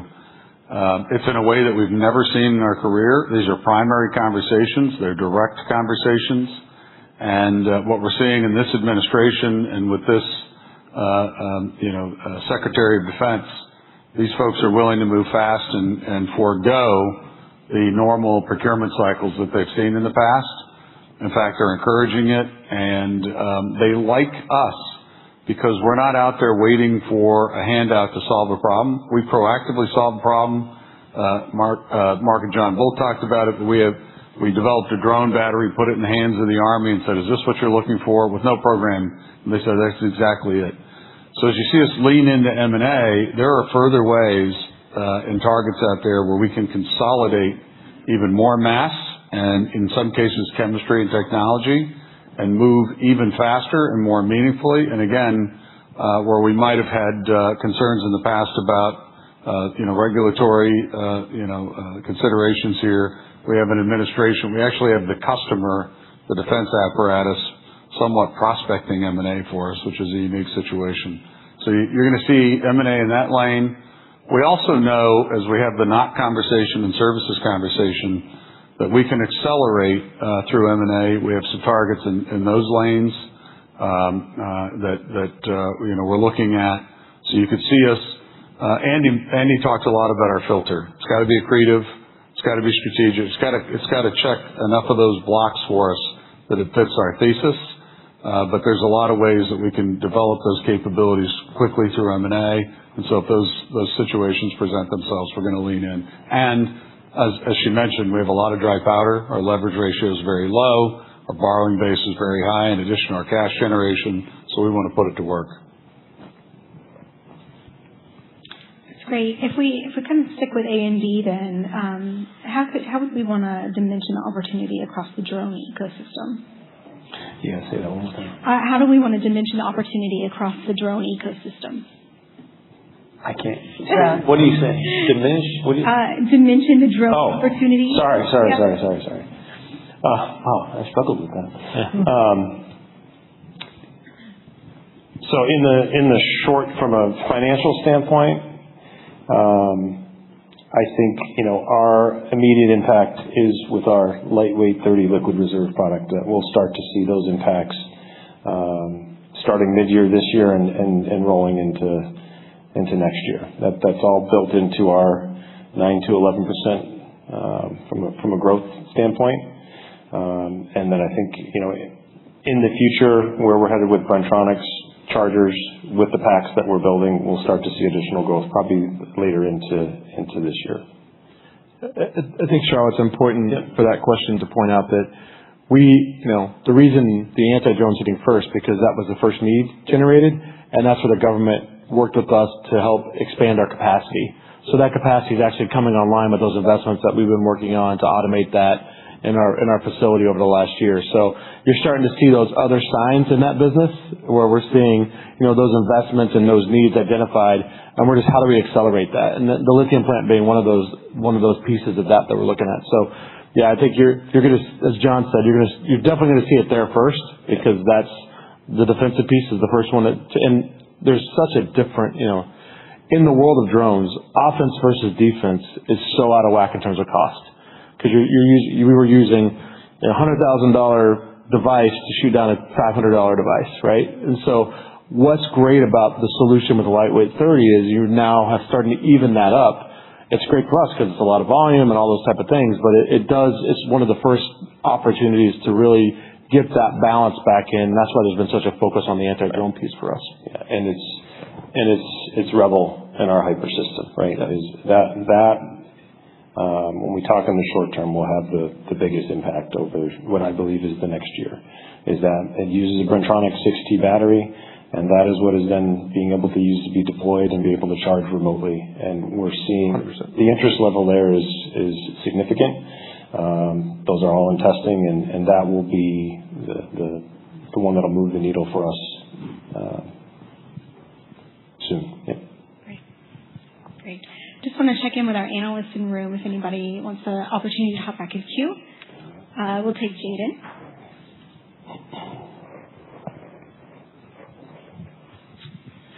Hello. With the complexity of digital loads kind of changing how your customers view energy, power, and variety of ancillary services, I want to hone in on Fortix a bit and kind of the value creation potential you see there, and like how that interfaces with your customer relationships. And so is this maybe getting ahead of myself, but do you see this as a solution where it's kind of you drop off the hardware and you're just selling the software sort of platform solution to your customers? Or is it something kind of they don't want to deal with it, it kind of sits outside of them, you guys manage it, or something else, or all the above? Just curious how you're viewing this in terms of value creation potential, because I see immense opportunity. I know Mark was touching on all these other technological solutions you can kind of embed in this, but I think it's a good touch point that has, a lot of different opportunities outside of even purely energy and power. Yeah. So I'll take the first part of that. When we look at Fortix is, we go into a warehouse. That warehouse has a cost structure. They've kind of felt that they have no control over their energy costs, right? They just pay what the utility charges. If they plug in all their lift trucks in the middle of the day, they get a peak demand charge. They've had no ability to offset that and control that. We look at customers. This is not a sell, drop off a unit and walk away, because they don't have the ability to manage that. We would be managing that for them. So as we look at the revenue stream for us, there is a hardware component, but there's also a software component and a services component that would continue, and that would stack over time as more and more of these systems are deployed. Yeah, go ahead, Sergeant. No, that's it. Yeah. No, I was going to say, because in the product itself, we've integrated machine learning and AI to be able to make that decision for the customer. We know we see value in that. That's also why, I'm hinting around the not conversation. We're on the same page as you are, is once we get these assets out there, the aggregation of assets, that value. So we're going to have, as we talk about having, 1,000 systems out there in ERCOT, I can then aggregate those into demand response initiatives. So we like the idea of using the software now and then ultimately continue to evolve that as our space grows there to get additional value out of those units. So I think the idea that we always want to kind of have our hooks into that software to get value for us and our customers is essential, because we see the payback is great now. The payback with distributed systems and aggregated systems even gets better, right? Yeah, no, completely agree, and that's exactly what I was trying to touch on for now. Hey, thanks. So FEOC concerns are rightfully something that DOW is focused on. Regulation has also made that a concern in the commercial space. Given that the DOW is utilizing your capacity in South Carolina, curious what you're hearing from customers on the commercial side, if this is something they're interested in, and is there an opportunity to meet those concerns given your capital plan for the next, the medium long term that Andy laid out? I'll start with that one. Yeah. So it's a great question. What we're seeing, and it really depends upon the market, for sure across the board, every user we have in a Western country, be it EMEA or the U.S., has asked us to ensure, regardless of where the constituent elements of the system come from, the controls, the software, the cybersecurity are all domestic and Western controlled. So in other words, some customers are perfectly fine with a supply chain on the battery cell that originates in other places, but they don't want anything on their network that isn't a Western controlled software that hasn't been thoroughly vetted and tested to ensure there's no backdoor to access their system because of their cyber concerns. Other customers, they want the entire thing. The way we've conceived of Greenville and the way that we're looking at it, that property sits on 140 acres. The initial plant doesn't consume 140 acres, but we've designed it to be highly scalable.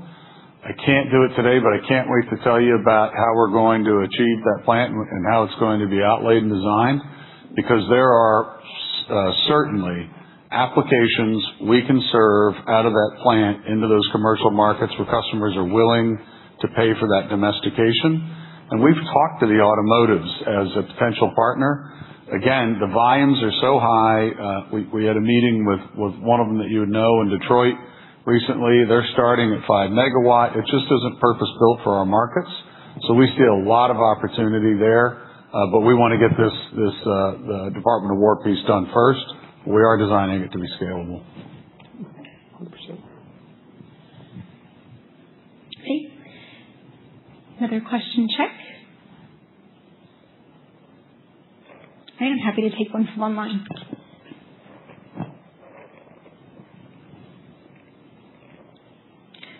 So what should we look for in the next 12 to 36 months to assess the success of your current strategy? I wouldn't mind if all the business unit leaders talked specifically to their space about what that looks like. Yeah, so I'll start with PPS. Start with technology and then PPS. That's all right. So technology, it's to continue to release the product. So we have UL certifications that Chad talked about.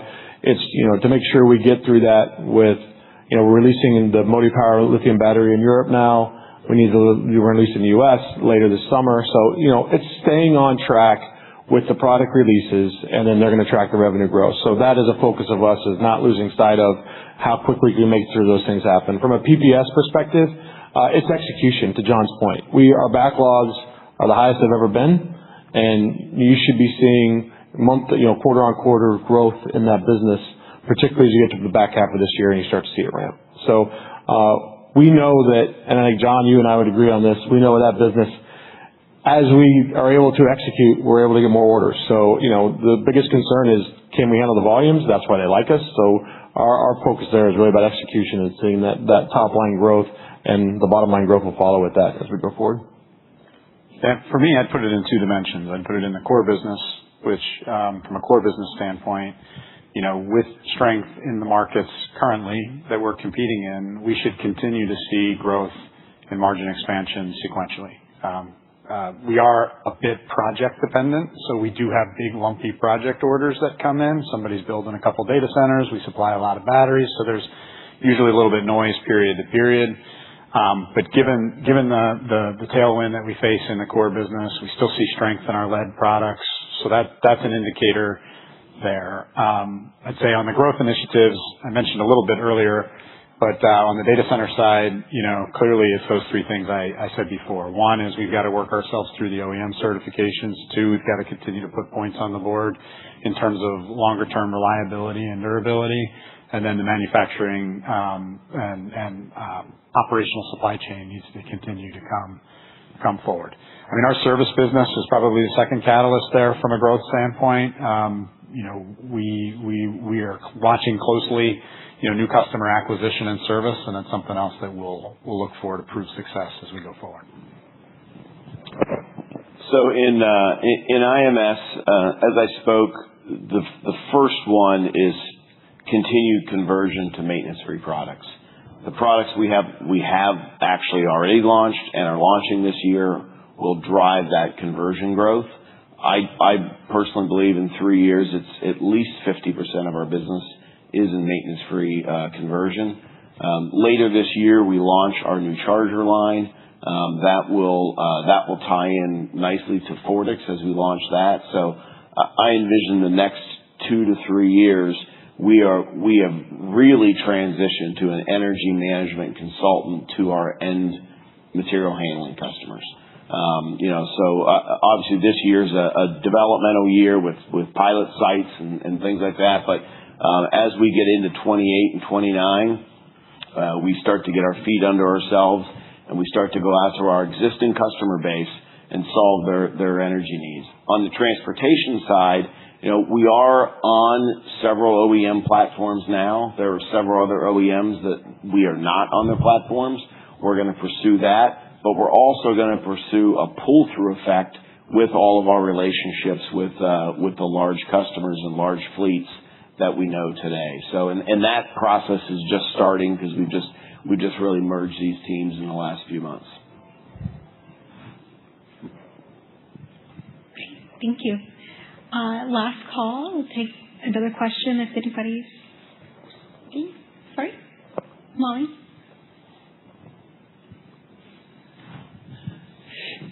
So a question on culture here. As a business, you're now facing expectations for customers which have accelerated, whether it be on defense, data centers, your people, your processes, these sorts of things. What have you changed to meet that moment? Yeah, when I came in, one of the first things I made very clear, in our careers for all of us at EnerSys, it was always a very hierarchical structure. And decisions were retained at the very top of the company. And from day one, I've done everything in my power to design myself out of the end decision-making process, except for the most impactful decisions. And I think, Satya Nadella said something about, what ties are you breaking, right? And they should be the only significant ones in the company. That has been the biggest cultural shift. And in fact, at the sales conference that Mark mentioned, we were in Scottsdale earlier in the month, we brought in 50 of our leaders from around the world. And even the construct of the leadership meeting, they decided what the topics would be. They decided what we would learn, what we would do, what our homework would be, and what the takeaway would be, junior leaders. And something that Marshall McLuhan said about the medium is the message. And that was the message, that our employees are in charge. Because the CEO can do what? Give you the what we need to do and maybe the why. I'm invoking Sinek here a little bit. But the how's got to come from the people. The how's got to come from our employees. So I've been very mindful that we have 9,500 employees. We want 9,500 teammates, problem solvers, empowered people that are empowered to make decisions. And that's not words. We're even putting into expense allocation and things like that, where if they see what needs to be done, they don't have to ask permission. They're not coming to somebody for money. They're executing as owners of the company, with a proprietary interest to move forward and solve problems. And we're already seeing it. So at our sales meeting, we released, I wish I could do all of them. I was able to, in my town hall, really double click into 4 key areas where by grassroots, people have begun to transform the company. So we're seeing this organic groundswell of this happening. We have work to do, but in 12 months, I'm very, very proud of what's been accomplished there. And that's really, I think, at its essence, how we're going to solve these problems. Because you're talking to a guy with an English literature degree that runs an energy storage company. If we're all looking for O'Connell to solve every problem, we're wholly and truly screwed. We need all of our people, and we have really bright people in the company. We have, in the space business, we have astrophysicists. How am I going to tell them about deploying a battery in outer space? So we need those people applying that creativity across the board. And I think the team would agree. We've really been able to start to unlock the power of those phenomenal associates. And, we're just starting to see it happen. It's pretty cool.